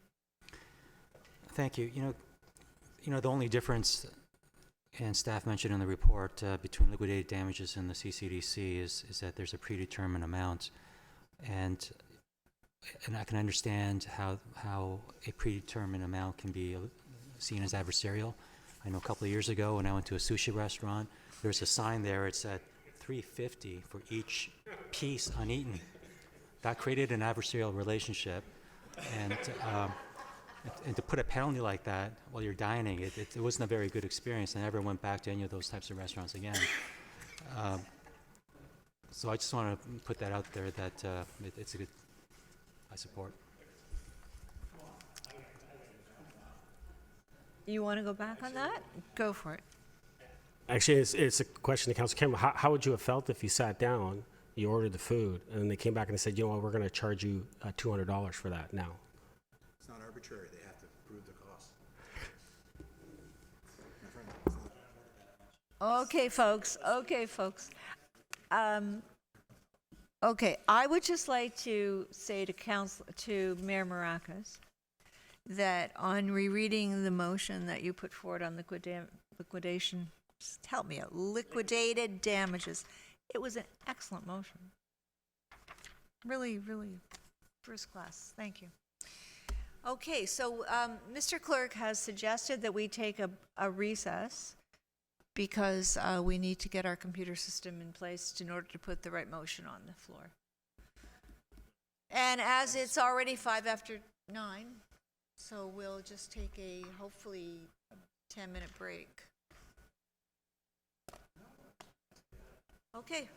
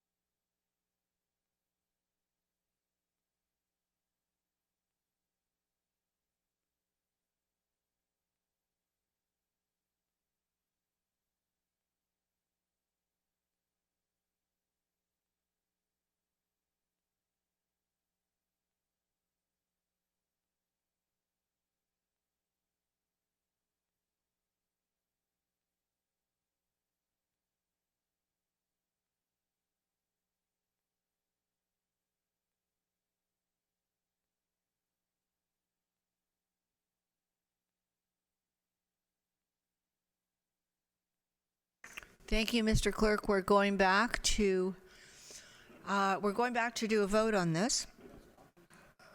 Oh, Councillor Humphreys.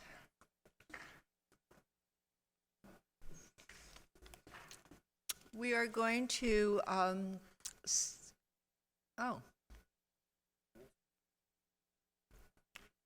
what happened? So we're calling 1 and 2 separately? Okay, we're calling 1 and 2 separately. 1 is... No, 1 and 2 together? Yes. Where is 3? Okay. The vote is on 1 and 2. All those in favor? Thank you. That carries.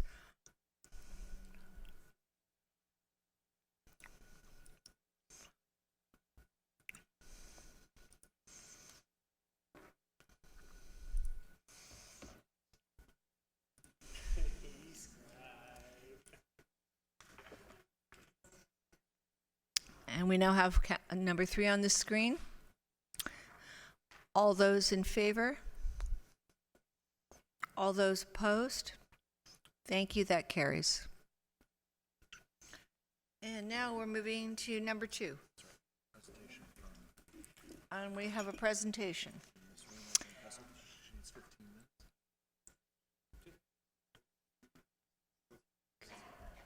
Oh, we have someone here for the fence.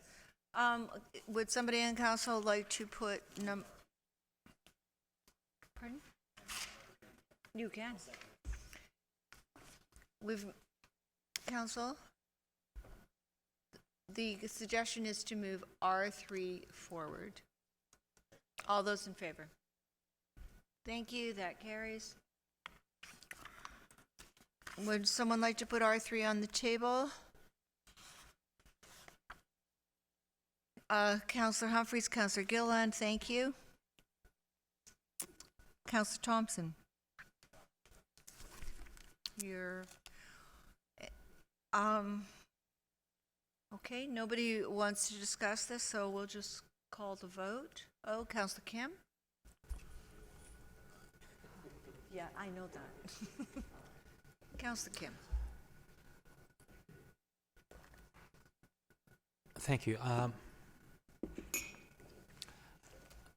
I'm fine with all the clauses. However, I'm not fine with clause 3 with the non-compliant gate.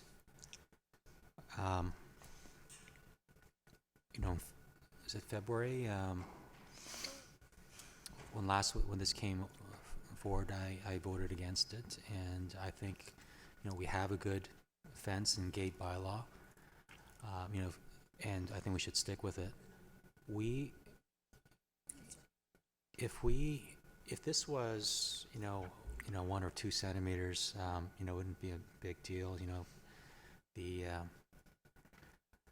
heave and the frost and contraction, all that would probably bring it down, a centimeter or 2 anyway. But we're talking about it's the variance is 0.15 meters, so that's roughly 6 inches.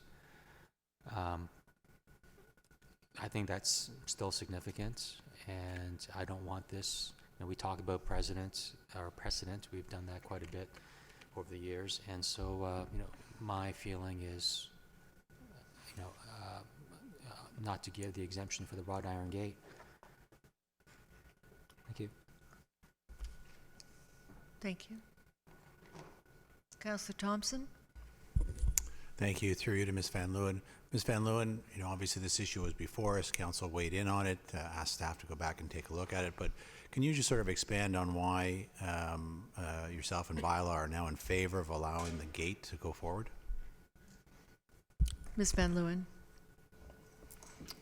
Through you, Madam Chair. As Councillor Kim mentioned, the iron gate is only 6 inches above the maximum permitted height, and that's at the highest point. So it's shaped like this, so a great deal of it is within the 2 meters, and it is of the appropriate materials, being a wrought iron gate as opposed to a wooden gate, and therefore staff just felt that perhaps, and based on the conversation that occurred at the table in February, staff felt that perhaps it wasn't a large variance, that it was minor in nature, and therefore are feeling that perhaps we could approve. Has there been any Thank you. thought with regards to if the fence needs to come down in height, would the gate still be appropriate for the size of the fence, or would it no longer look appropriate? Through you, Madam Chair, I think it would look appropriate. It's similar to many other gates that are within the neighborhood. The fence not only is above the maximum height of 2 meters, it varies from 2.72 meters to 3.12 meters in height. It's also wood on wood panel fence, which is not a permitted material in the front yard. No, I certainly support staff's recommendation that consider. I just thought if they made amends to that, how does the fence then, or how does the gate then look, and you know, whether or not it's suitable. But appreciate your comments. Thank you. Thank you. Councillor Gilliland. Thank you, through you, Madam Chair. I'm okay with all the clauses that have been discussed here. I have been to the house and looked at the gate and have looked around various homes in the neighborhood as well and noticed the design. So I do agree, and it's not obtrusive. And I think the whole idea is that it's not a fortress or creating that kind of an obstruction, and it does add some value to the look of the entryway, and it is very minor. I agree, so I'm okay with this. Thank you, Mayor Maracas. Thank you, Madam Chair. I'll probably just restate what I said when we first visited this issue way back when. If I understand it's not obtrusive, it fits in, but at the end of the day, it doesn't meet our bylaw. And so how can we expect people to take us seriously, and comply with our bylaws, whether that's residents or whether that's developers and builders? How do we expect them to take us seriously if we're just going to turn around and say, in instances where they do something ahead of time without coming to us for permission to do it, or looking for a variance or an amendment, and then come back to us after and say, oh, sorry, it's just a little bit off from what your bylaws are. So you know what? It's there now. Just exempt us. And I think that sets a wrong example, where people will come back to us and they'll continuously do this because they figure, hey, you know what?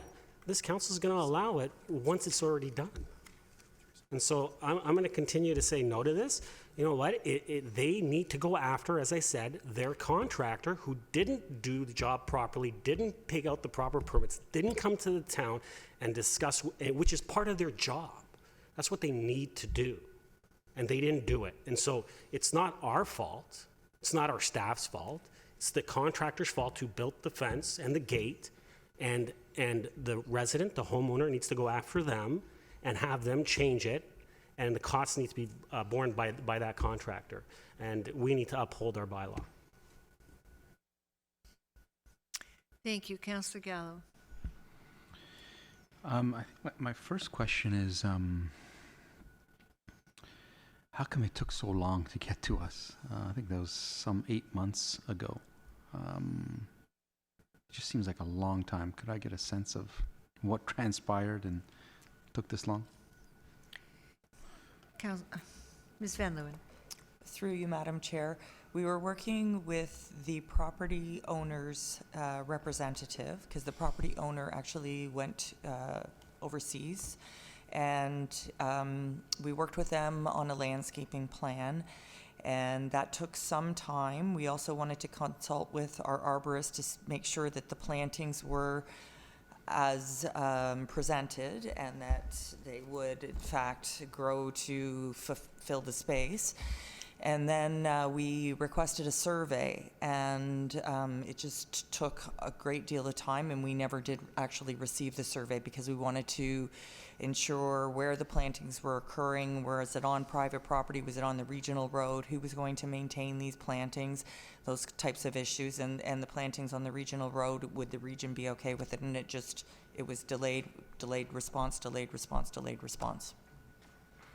Thank you. Okay.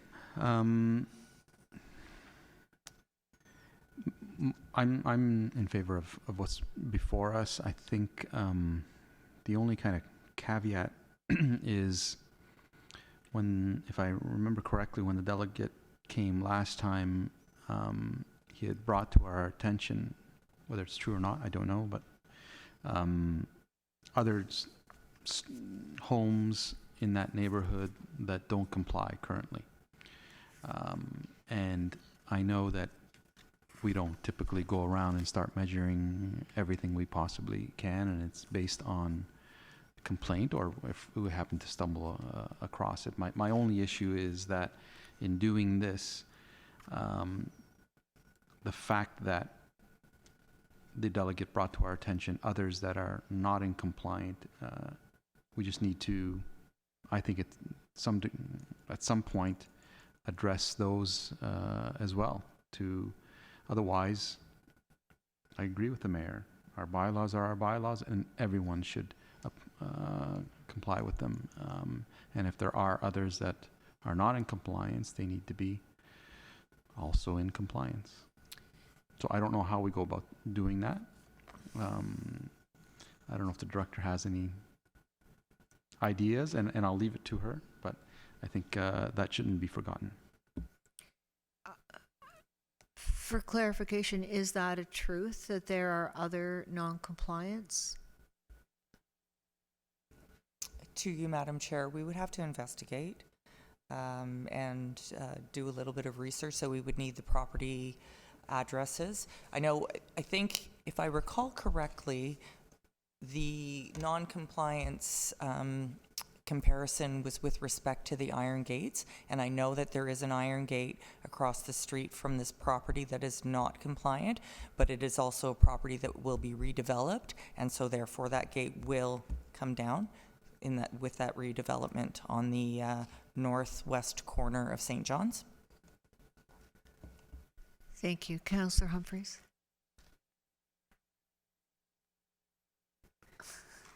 I don't know why I did that. Thank you, Madam Chair.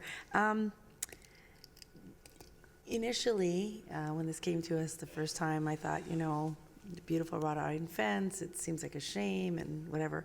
But now that time's, gone on and it's come back to us, I support the motion, and I'm, for the first time tonight, leaning towards the wrought iron fence being in compliance as well, only because it's been brought to our attention.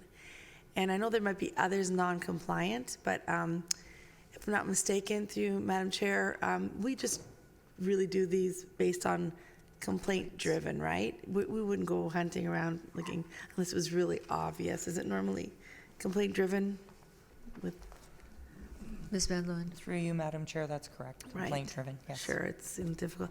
So because it's right here and it's before us, listening to the arguments around the table, it's going to be very difficult for us to say, we'll let it go. It's just a few inches. And, it's very difficult because there are probably neighbors that have the same height or higher. So it's a very difficult, sort of situation. But right now, since this one is before us, I'm leaning a little bit towards maybe making it all compliant. And it's strange. I've changed my mind. I may think about it over the week. But I think just right now, it's one of those things where, I'll have to think about it. Thanks. Thank you. Councillor Gilliland. Thank you, through you, Madam Chair. To Ms. Van Leeuwen, when the original complaint was registered, was it specifically for the wooden fence? Through you, Madam Chair, I believe so, but I would have to verify that it was specific to the fence only and not the gate. I had spoken offline to some individuals that were on site, and I'd asked if it was more of a proactive approach because of the complaint being on for the wooden fence in specific, and I had the impression that that's kind of maybe where it was had lied. So I kind of took that approach, and also understood that perhaps that iron gate was already present before the wooden fence was erect. So for all we know, that iron gate was there quite some time ago, or maybe when the owner had purchased the house. Do we have any idea of when that was constructed? Through you, Madam Chair, I do not know whether it was existing or constructed at the same time. I'm not sure. Thank you. And just from conversations that I've had offline, I kind of got some impression that maybe perhaps that gate has been there for quite some time, and that the complaint was driven basically on this wooden fence in specific. And while I do want to respect the town's bylaw, there are many gates in their community, Hunter's Glen, I'm sure, that have iron fences. And I think the whole idea of this bylaw is to not be obtrusive and have that fortress look. Looking at the actual gate itself, it is kind of just in the middle, maybe, I don't know, maybe a foot wide in the middle, that it's non-compliant and the rest is compliant. And I just wonder if we're really nitpicking at the situation, and really the big picture. What we really want to be focusing on is where the primary complaint was, which is on the wooden gate, wooden part of the fence. And I just feel like we should really be focusing our attention on where the complaint was and where the obstruction was. I don't want to nitpick on this. I'm not saying that we shouldn't be abiding, but let's start taking our measuring tape out and start measuring everybody's, wrought iron gate entryway. I just feel like this was a proactive approach and not necessarily in respect to the complaint, just based on kind of the questions I've asked. And so I still don't really have an issue with number 3 at this time in this particular instance. Thank you. Councillor Kim. Thank you. And I know from a human perspective, we want to, it's only 6 inches. Why are we persisting in having the resident follow our bylaws? And, from a human perspective, and from a monetary perspective, why should we, ask someone to exhaust more resources on something like this? And I guess the question lies, how much is a small deal? How much is it a significant deal? If it was 7 or 8 inches, would that make it more significant, or 10, or where's that line? We have to draw the line somewhere. I mean, is it going to be 3 inches? And people, people who are contractors and people who do renovations, you have to be detailed. That's why staff make the decisions or put forward these bylaws for us to discuss, and we spend a lot of time discussing these before before a bylaw is law in our town. And so you want it to be followed. And if it's just a matter of just a certain part, maybe 2 feet length of it that's too tall, then cut it off, smooth it out or something. I'm sure there's ways to do that. I mean, you don't. It's not even a big issue then. And I should have known that because I've seen many pictures of it. And so, I think, we have instructions. People need to follow the instructions. And this is no different than, I remember a couple of years ago, where that heritage home, where that contractor destroyed that front facade that we insisted that they keep. And so there was suspicion that it was done on purpose, and they brought it back up to the best that they could using different materials. It looks somewhat aesthetically similar, but not so similar. They may have paid a small fine or something like that. We don't want those things to happen, and I don't think we want to give the impression of council that we want to give that much leniency. And frankly, I think something like this shouldn't even come to council. Maybe there's food for thought there for someone to put in a motion that things of this nature should not even come to council. Go directly to staff. You hear the rules. Let's abide by them, or have a separate committee to handle these types of items. Thank you. Mayor Maracas. Thank you, Madam Chair. And we just dealt with. It's interesting because we just dealt with liquidated damages, putting protections in contracts. I guess they didn't have the proper protections in their contract to afford them the ability to go after him in a claim. So, is that our responsibility? And I agree with Councillor Kim. Should this be coming to us? Because yes, you do need to look at the human factor of it, and it does pull on some of our heartstrings. Say, do we really want to do this to that resident? But then you look at other instances. We have one that we're dealing with right now, right, with a trailer. Are there not maybe some instances that we need to look at and possibly and say, hey, right, but we're saying you need to follow the bylaw, right? You need to follow the bylaw. That's what the bylaw is. Highland Gate with a developer, we've got them going in. We've issued a notice of violation to them. Why? Because they're in contravention to our bylaw. Doesn't matter. The grass might be only 2 inches over what our bylaw allows, but we're going in there to cut it. So why for that 2 inches are we saying that you have to adhere to our bylaw?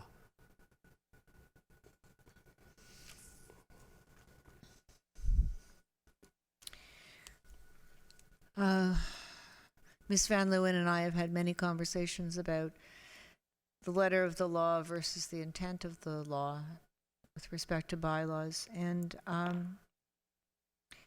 when I'm looking at this, I'm looking at a person who's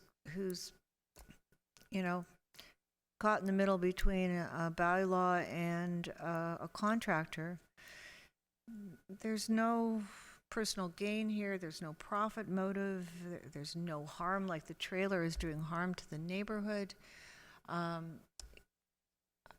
really think that at some point when we look at bylaws, sometimes we just have to have a heart and say, it's 6 inches, you got taken, we're going to give forgiveness.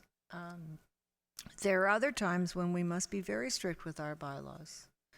But I really don't think this is the case in this one, so I will be voting for this. So I will call the vote. Nope. We're going to call 1, 2, and 4, and 3 will together, and 3 will be called separately. Okay, so 1, 2, and 4. Okay.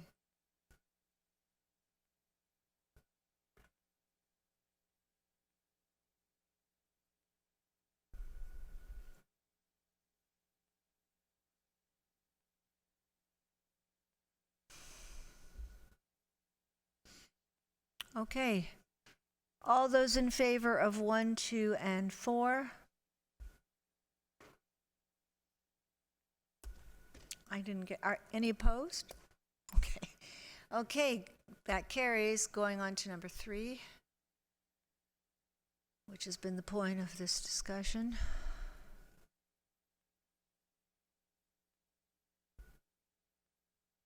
We don't, it's there, right? Yeah. Okay. Well, you have to decide because we're voting on it. Okay. All those in favor of 3, which allows the exemption. Okay. All those opposed? Thank you. And that carries. And I would like to say, Mayor Maracas, that you did a great speech on this when you were a counselor, and you've stayed true to your speech, your belief. Okay, where are we going now? We're going to R2. And we will have a presentation from the treasurer. She needs 15 minutes. Welcome to the podium. And we have, oh yes, may I have a motion please to extend for 5 minutes? Pardon me? 5 minutes additional. Yes, 5 minutes additional.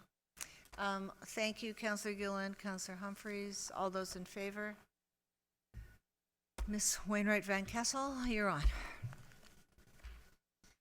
Madam Chair, and members of council, I'm pleased to present Aurora's first proposed multi-year budget for 2020 to 2022. This evening, I'll present an overview of the multi-year budget for the tax levy and the user rate budgets, along with providing an overview of this year's budget impact on the homeowner, and then we'll look ahead at the next steps in the budget process. The multi-year budget provides many benefits, including better alignment with strategic priorities, greater certainty on managing service levels, improved fiscal discipline, certainty about future year tax levy increases, and a streamlined budget review process in future years. Aurora's multi-year budget process is aligned with the term of council. In the first year of the term, council will be asked to approve the first year of the budget and will receive years 2 to 4. In year 2, where we are now, council is being asked to approve years 2 to 4 of the budget, and then in the next couple of years, council will be asked to reaffirm years 3 and 4 and approve any changes that could come forward. This part of the budget will focus on the services that are funded through the tax levy. The increase to the tax levy comes from 2 sources. The first being the increase to the tax levy itself. Before you today, the budget includes a proposed tax levy increase of 2.9% a year for the next 3 years. This is within council's direction of 3% per year. The second part comes through assessment growth, which are the new properties which are added to the tax base. While the town of Aurora is still expected to grow over the next 3 years, the forecast does show growth slowing. These 2 sources for tax levy, along with non-tax revenues, support a total proposed budget of $71.5 million in 2020 and growing to $77.2 million in 2022. The budget also provides an option for council to discuss at budget committee by increasing it by an additional 5.5% in 2020 and 2021 to phase in the carrying costs for the Library Square debenture, which we'll discuss a little more in a few slides. The town's budget is balanced in each year, as shown on this slide for 2020. On the left, you can see the types of expenditures budgeted, with salaries and benefits being the largest portion, and on the right, you can see that the tax levy and supplementary taxes fund most of the tax-supported budget. When we look at the total budget by departments, we can see that community services has the largest portion of the gross spending at 21.5%. However, when we resort this based on the net budget, we can see that Central York Fire Services is more reliant on the tax levy, as community services includes a number of fees which they collect for many of their programs. Next, we'll take a look at the year-over-year budget changes, which are grouped into 5 categories. The base at the bottom includes the items which are intended to maintain the status quo. These pressures in this group mostly relate to salaries and benefits and other inflationary pressures on goods and services. These costs are offset by additional revenues and recoveries. The reason the base pressure in 2022 is higher is from a combination of the increased revenues for penalties and taxes in the first 2 years of the budget and the use of fiscal stabilization draws and contributions in the first 2 years. The budget actually does not include a draw or a contribution to fiscal stabilization in year 3. Without these 2 items, the base pressure would have a more moderate change from year to year. The next piece up includes the capital operating pressures, which relate to capital projects coming online and the cost to operate those going forward. This includes, in the first 2 years, $240,000 a year for the Library Square, and then in 2021, it also includes the cost for the ongoing maintenance of the Human Resources Information System. Maintaining service levels for growth pressures are to provide the same level of service we enjoy today for the growing community.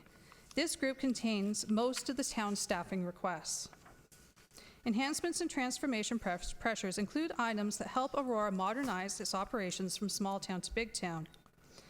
The final category is our fiscal strategy items. This includes the cash to capital contributions to fund our capital projects and our strategy to reduce the town's reliance on supplementary taxes. The budget in the next 3 years includes a number of new initiatives: maintaining strong customer service and Access Aurora and community programs, the opening of the Library Square, maintaining a growing network of parks and roads, implementing recommendations from the IT strategic plan, a review of the official plan, modernizing finance and adapting to procurement growth, and growing the in-house legal capacity to manage contracts and risks. To do this, we need the people to support the services the town provides. Here you can see the number of new staff that are being requested by department for each year. This includes a combination of new positions, and others are being converted to a permanent full-time status. As mentioned a few slides ago, there is an option this year which Budget Committee can consider to phase in a 0.5% increase in the first 2 years for the budget. This 0.5% will be to cover the carrying costs for issuing debt as part of the funding strategy for Library Square. The debt amount of $6.6 million would be paid back over 20 years. The annual principal and interest for this debt is estimated to be about 1% tax levy increasing beginning in late 2021 or early 2022. Council now has this option to phase this in over the next 2 years with a 0.5% increase in each year. This would be over and above the 2.9% included in the budget today. Now we'll take a look at the water, wastewater, and stormwater budgets, which are fully funded through user rates. In 2020, we are proposing a budget of $28.8 million, growing to $31.5 million in 2022. This budget, as I mentioned, is fully paid through rates.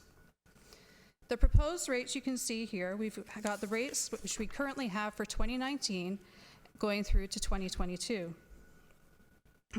The rates for water and wastewater is charged based on each cubic meter, while stormwater is a monthly charge. 1 cubic meter is 1,000 liters, or equivalent to 2,500 milliliter bottles of water. So in 2020, we are proposing for $5.52, not only will we provide safe drinking water, but we will also manage and treat the wastewater.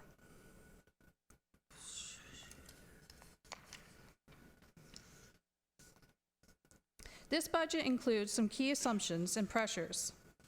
The first being the wholesale rates that have been included in the budget for water and wastewater. This is the purchase of the water from the region. The first year of the budget includes a 9% increase, and then in the next 2 years, the increases are expected to be at a more inflationary level.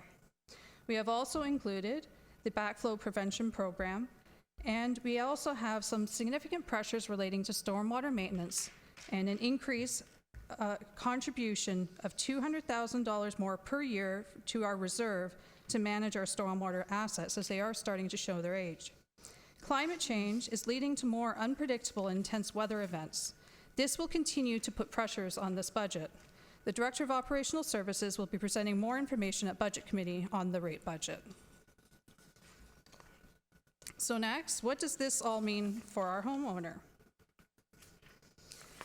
Here we can see that the annual 2.9% tax increase for the average house in Aurora assessed at $800,000 would mean an increase of $68 next year to the Aurora portion of the tax bill, $70 in 2021, and $72 in the last year of this budget. Our quarterly water bill assumes the average consumption of 54 cubic meters every 3 months, and that would mean an increase of $42.21 next year, and then smaller increases in 21 and 22. Next, we'll take a look ahead at our next steps in the budget process. The budget binder contents that you will receive tonight will have a new look to them. Not only will they include 3 years for the multi-year budget, but the actual business plans have also been revised and modernized as well. We have also included 2-page business cases, which you can see a little small image on this screen, for all the individual staff requests. In addition, we have included the rate budget as part of the operational services section in the main binder. So it's not just a separate council report, it's actually included in the meat of the budget. As we move forward, we will be continually improving the budget. This past year, staff has made tremendous progress in the integrated business planning, which will be presented to council next year. Part of this, staff will be developing and reporting on meaningful key performance indicators to measure the objectives set out in the plan. For this reason, we have taken out the metrics that were included in last year's budget and will include the new ones being developed with next year's budget. Our next budget processes for 2021 and 2022 are also going to be more streamlined as well. Our process will focus mostly on the changes and not be an entirely new budget. And the other piece to the budget that will change next year is we're looking at bringing both the operating and capital budgets together so council can get a complete picture of what the total budget is for the town of Aurora. So here we are today in our budget process with the kickoff presentation at committee. We have 4 budget committee meetings scheduled. The first one being on Monday, November 18th, where we'll begin the departmental reviews and the Aurora Public Library will also present. We have another meeting scheduled on Monday, November 25th, where Central York Fire Services and our other community partners will come in and do their presentations, and then we will continue on with any of the departmental reviews. Our last 2 meetings on the November 28th and December 5th, we will finish up with any of our budget reviews and finalize the budget in preparation for council to consider it for approval at the council meeting on December 10th. So thank you, Madam Chair, members of council. That completes my presentation of the proposed multi-year budget for 2020 to 2022.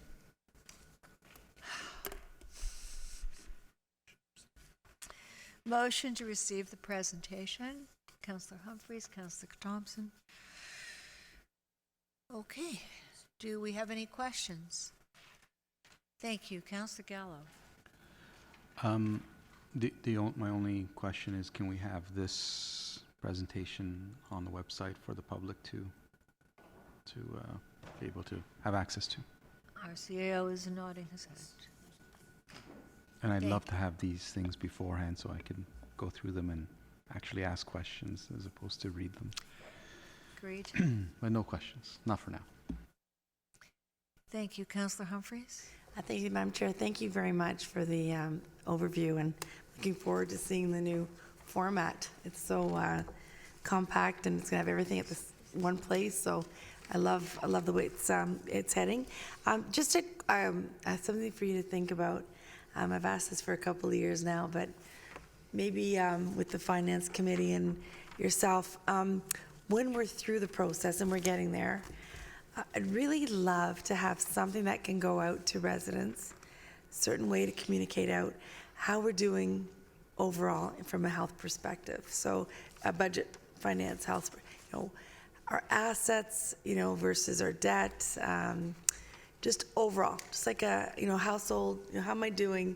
Something very, as easy as possible to read and absorb. Newmarket did something like this a couple of years ago. I haven't seen it now, but I'd love to see something like that. And just that we could actually boast, and show off, look how good we're doing. So something for you to think about. I don't know if there's process. We do, but we do it like too much like a budget sheet. Okay, so through you, Madam Chair, we will definitely take a look at that, and we'll see what's been done in the past, and we'll take a scan around at what others are doing and just try to create something very simple and easy to digest. Yeah, I've seen what we've done. It's good. Something very I just want every resident to go, look, we're doing good. Look at us. We're doing great. We're on the right track. Here we're heading. But thank you very much. It's great.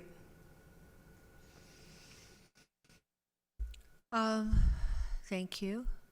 I'm going to have a good look at this. You got in the 15 minutes, but it was a little bit fast for me.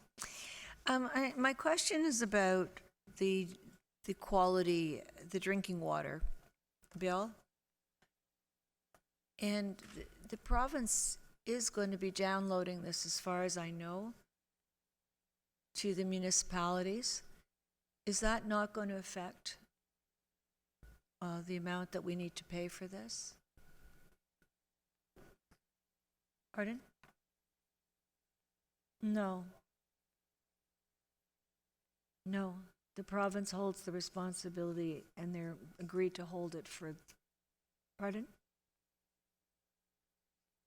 Okay. I can ask that question next week. Thank you. All in favor? Carries, thank you. And now we're moving to our last item. Nope. Oh, we're moving to the report, of course. Motion to put the report on the table. Councillor Gallo, Councillor Humphreys, thank you.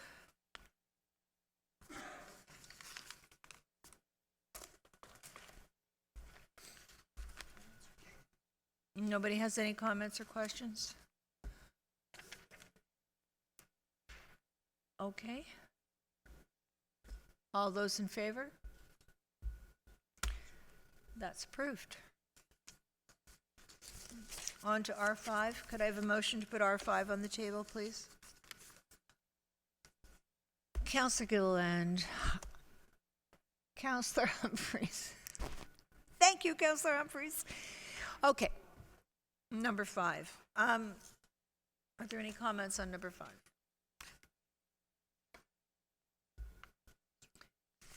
Okay, Mayor Maracas. Thank you, Madam Chair. And I'm just wondering, I guess to you, as our representative on Lake Simcoe Region Conservation Authority, was there anything added, or maybe internally some discussions at that level or at that board in regards to this that maybe you could share some input?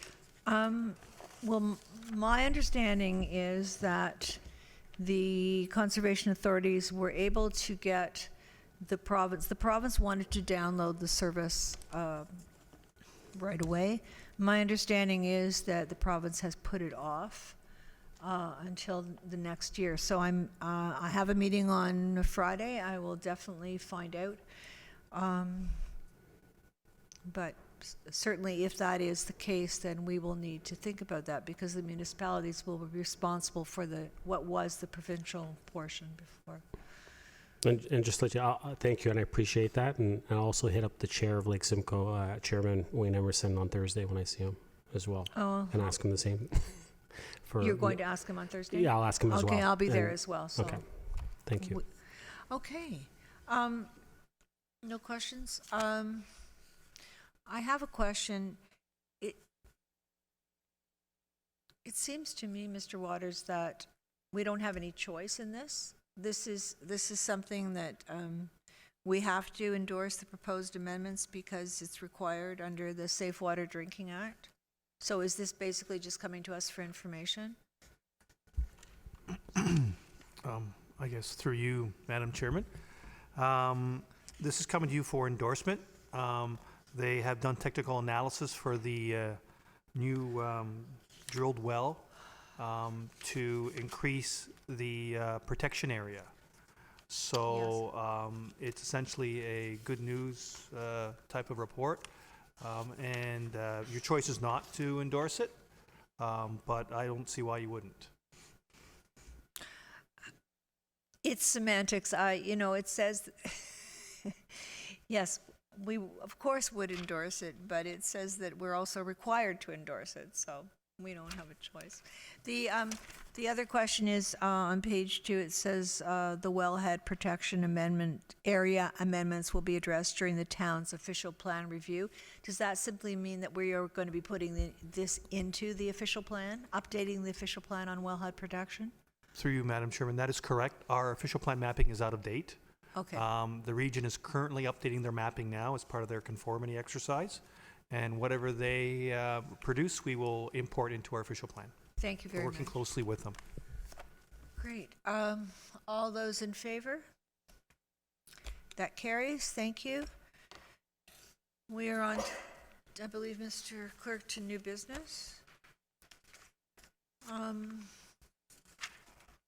Who wants to start? Nobody wants to start. Okay. Councillor Gilliland wants to start. A couple of items I wanted to ask through you, Madam Chair, to Mr. Downey. I guess the first one is if you have any knowledge of the ice pad at the Aurora Family Leisure Complex on the roof with respect to the rust that's been falling or pieces falling onto the ice, and are we aware of that, and are we doing anything to mitigate that? Or Ms. McDougall? I'll get it right sometime. Thank you, Madam Chair. Actually, Al has a lot of history, so I don't blame you for asking. As far as the facility, we are aware of some concerns with that facility, with the roof and the ceiling line. In particular, we see issues in the summertime when it's warm outside and we're trying to keep the ice cold inside. Our staff do, because of the concerns, we do implement an additional maintenance measures on a regular basis during the day, extra scrapes of the ice to try to take off the bumps. But on a bigger, broader schedule or observation of the concerns, we're trying to evaluate the longer term, a more planned projection of what improvements need to happen to that facility. Part of the capital project this year was a first step in that assessment of improving a portion of the rooftop. A portion of the roof was part of the capital project this year. We are also implementing an assessment of that whole ice pad as itself, as it relates to the entire roof structure this year. We'll be doing that, part of 2020. That report back will provide more valid or detailed information as what our next steps should be and how we can implement an improved capital project and what actually has to happen. There are membrane layers on that rooftop that need replacing. However, we just want to improve one half of the building when we know that the pool is on the other half and it creates that dampening effect in the middle. So we have to do it more comprehensively. The first step is one step in the process this year about improving a portion of that rooftop. It won't improve immediately the ice surface. So staff will continue to monitor and maintain that ice surface by implementing extra scrapes, maintenance of that to ensure that those bumps that were mentioned are removed as quickly as possible. I'm not aware of cones being put on the ice as a measure of protection, so that's something I will be investigating with my team. If that's the case, we should be probably implementing a flood at that moment just to try to mitigate it. So I will be reviewing it with our team as far as their plan that they have moving forward, but I know that they are working towards it, they are aware of it, and they are implementing some basic maintenance measurements to try to mitigate any risks that we may have. Okay, perfect. I'm glad to hear that you guys are on it. Second question I had is I had a resident that was concerned about some trees that were cut in a neighborhood on a specific street, and I had sent an email to Ms. Van Lua that got forwarded down to Mr. Downey and his team, and I was wondering if you had an update that you could provide for me on that. Through you, I talked to staff about it. Our tree bylaw permits 2 trees to be cut down without a permit. We don't believe it is in the historic area. Any tree cut in the historic area requires a permit, whether it's one or more. But I've asked staff to look into it, and they haven't reported back to me yet. But so I will be responding to you through email once I hear back from Sarah. I appreciate that, because I think the concern was it wasn't small tree seedlings. There were trees that were, I guess, in their opinion and their observation, by far not professionals, that would have been trees that are 70 to 80 or 90 years old, and they were kind of concerned that perhaps maybe some rules were not followed, and they just want to make sure that they were. As I said, I'll respond, but they are permitted, as long as it's on their property, they're permitted to cut the tree down. Thank you. And finally, I was hoping I could have an update from Ms. Van Loon about any notices of violation about the trailer and just some specific dates. So residents I know here may be interested in kind of given the timeline and the dates and what to expect. And I was hoping I could hear from you on that just briefly. Bylaw has issued a notice of violation for the trailer with a compliance date of this Friday, November 8th. Once that date has expired, if the trailer hasn't been removed, then we will move to more progressive enforcement, which may mean laying charges. And if we are not successful there, it could mean prosecutions through the courts. Thank you very much for the update.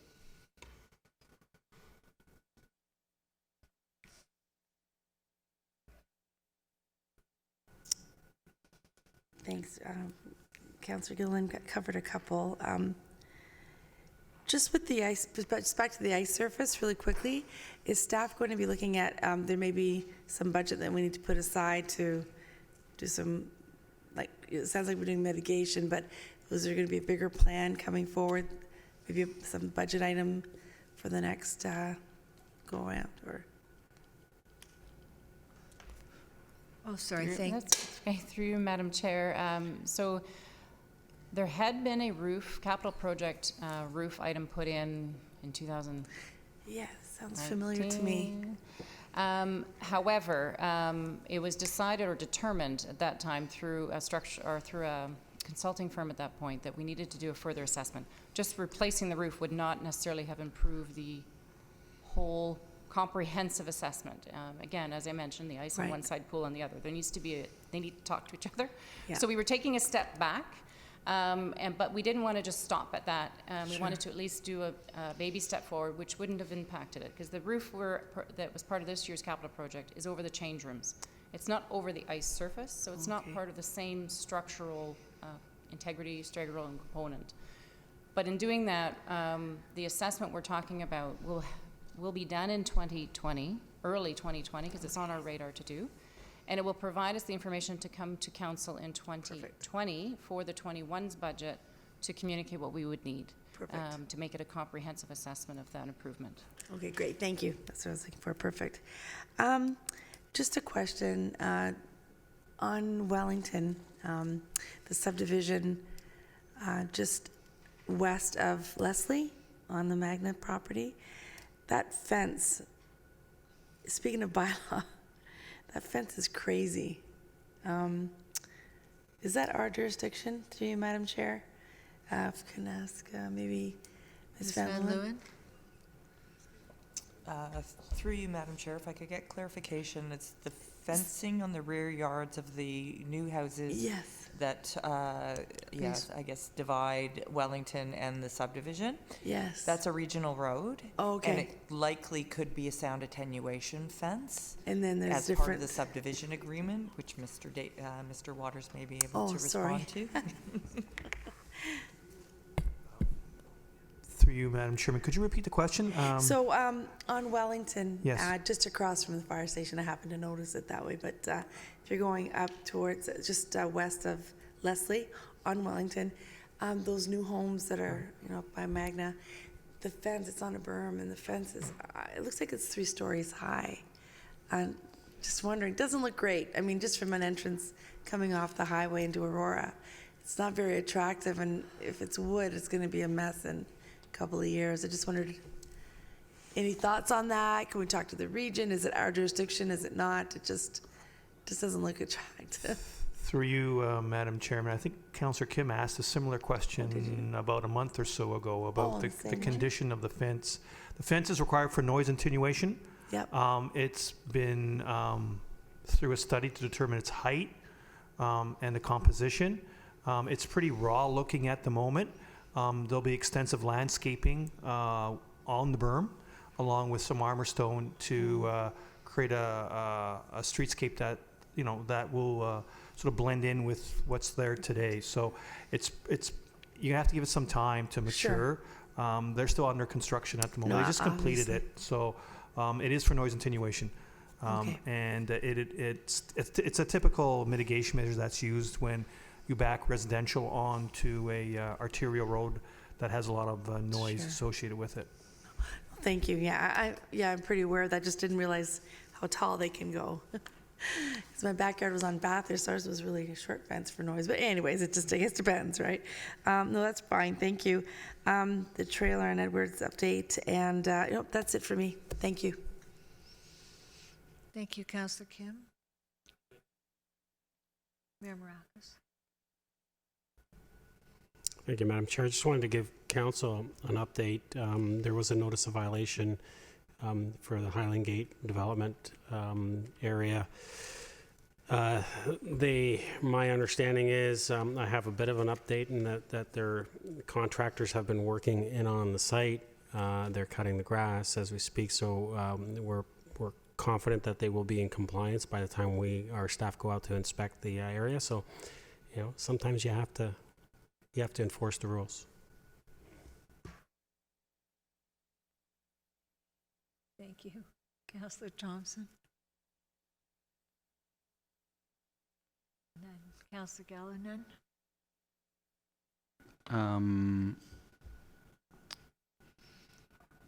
Just well, I think we got some information about the Aurora Family Leisure Complex and the skating rink. It's just, I'm sure everybody shares the disappointment of a huge capital project, way over budget, way over time, and we didn't address these issues. It's just so disappointing, but anyways, that's the past. In terms of, I just did want to address procedure and the memo, and to the clerk, how does one get a memo on the agenda, as is on the agenda tonight? Through you, Madam Chair, usually it's it's taking, the procedures are in the procedure bylaw. Generally, it's correspondence addressed to mayor and council, and then you just let me know you'd like to put it on, and if there's any sort of direction you would want, usually it's just to receive, and we'd be happy to put that on. Okay, so it's correspondence from someone to Absolutely. members of council, and then we, Yep. Perfect, thank you. You're welcome. Thank you. Going back to the rusting.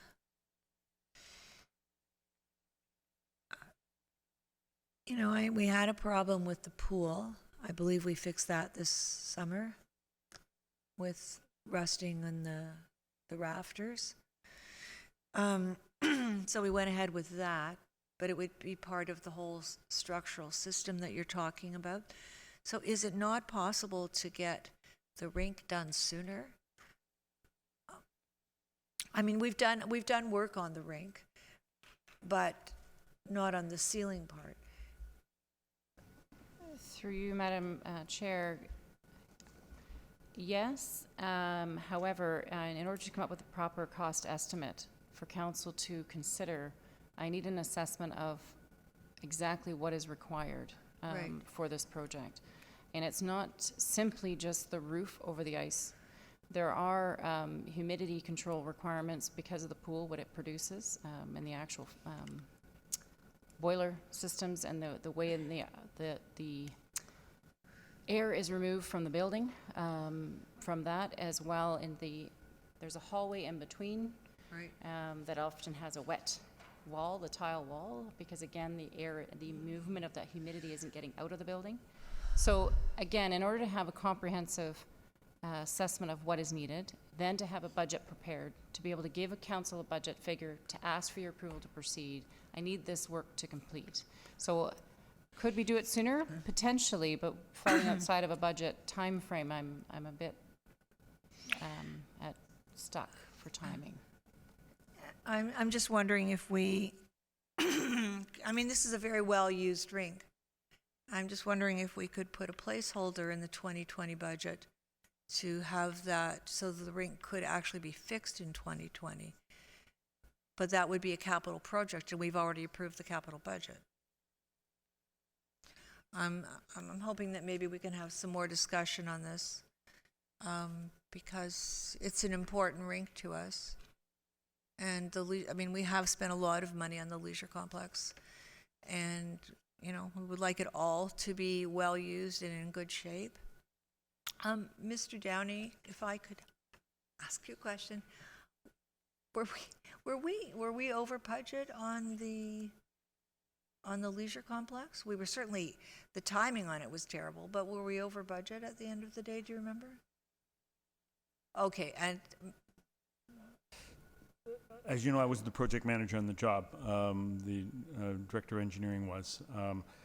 I believe that we were over budget, but if you recall the conversation with regards to when we were looking at doing renovations to the leisure complex, we had identified some additional works that we were looking at in the building, and council of the day weren't interested in doing those works at those times while we were doing the renovations. So we continue to do additional works on the leisure complex that were outside of the renovation project. was the rink one of those projects that council Well, didn't the want to rink do? has gone through some work in the past. We've Yes. put it, well, since it was built in 1986, we put a new roof on it. We've taken down the old insulation, put up new insulation. Part of the challenges with the leisure complex is that there's a concrete wall over the dressing rooms, and that is a non-insulated concrete wall out to the exterior, which creates some heat transfer issues and some humidity issues within the rink. There also needs to be some upgrades to the humidity situation within the rink. One of the things that we did as part of the renovation is, if you recall, there used to be a heated seating area in the rink, and we removed that. And one of the reasons we removed that is it was also causing some conflict with regards to trying to control some of the air temperatures and the humidity temperatures within the rink. So we have taken some steps, but it is some fairly old infrastructure in the building, and so it continues to provide some challenges. Thank you, Mr. Downey. To Ms. Van Leeuwen, with respect to the trailer, so on Friday, what exactly happens? If the trailer's not removed on Friday, and from the comments that the person who owns the trailer has been making, I don't think that they're going to remove it. To you, Madam Chair, then we will do an on-site inspection, and then we will lay charges.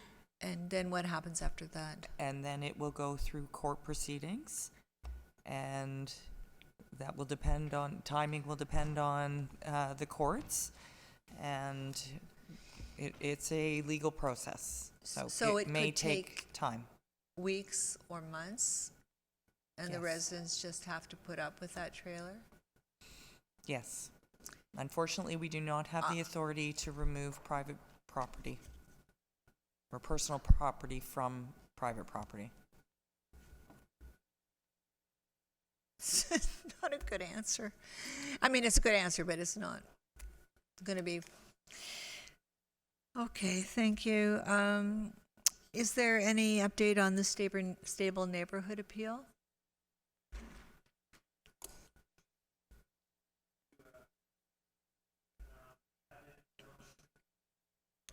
Apologies. We have been in settlement discussions with the appellant. Yeah. There has been progress made towards a settlement. I think we will eventually settle. It's now just a timing issue. So we were hope to report to you in closed session with the settlement on the 22nd of November, I think is what we're targeting. So if all goes well, we will be in closed session with you. Thank you. Okay, I think we can have an adjournment of the council meeting. Are we going to go back and, Mr. Mayor? Mr. Mayor, and I even had my glasses on. Thank you, Madam Chair. And I was through you to Mr. Downey. Mr. Downey, can you just clarify, because I know there's been some confusion, some of the residents along John Westway in regards to where they will be putting their garbage in their bins in the coming months during the winter. They've received notification that they shouldn't be putting it out in their garage, and a lot of them are confused, thinking that they might need to drag it out towards the side street. And so I'm just wondering if we can clarify what will be happening. If you're not aware, then I'll definitely bring up the speed. There was a letter that went out to the residents in the area, and so. Through you, Mr. Mayor, was that from our contractor or from staff? Actually went from staff, from Greta. I'll look into it. And is the issue that the residents are having some concern with regards to compliance, or? No, it's the issue is that the letter, and I've seen the letter. It doesn't really explain in a direct way of how or where they should be placing their bins. It says that they need to not be placing them in the laneway as they normally do, but it makes it seem like they should be dragging them out to the side of the street. I'll check into it. It sounds to me like perhaps GFL's having some issues and have asked us to intervene, so I will check into it and report. I appreciate that. Thank you. Are we recording now?